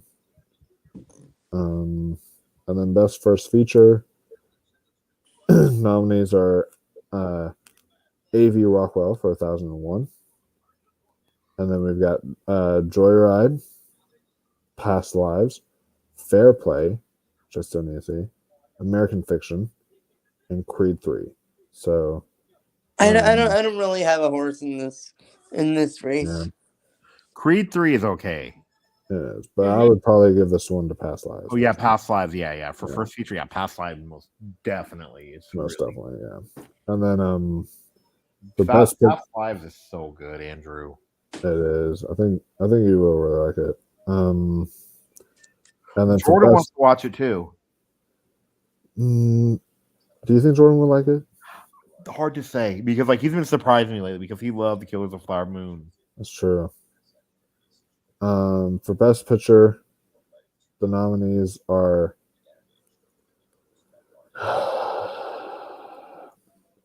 Air, American Fiction, Barbie, The Color Purple, The Holdovers, Killers of the Flower Moon, Maestro, Oppenheimer, Past Lives, and Spider-Man Across the Spider-Verse. If any of my 4 plus Spider-Verse win, I'll be happy. Yeah, same. Air is becoming overrated. Barbie, Oppenheimer, very fast. The Holdovers, Killers, or Spider-Verse win, I'm going to be happy. All in my top 10.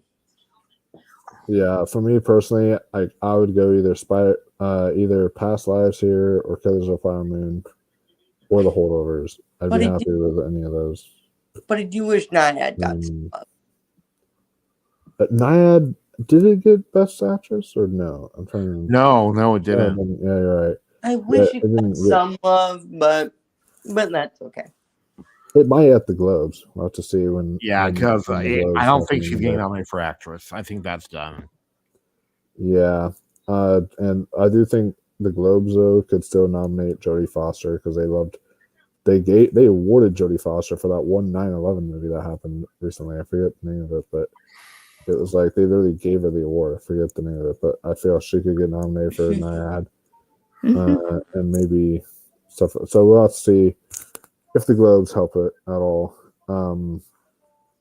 But yeah, that is. I just have to. I agree.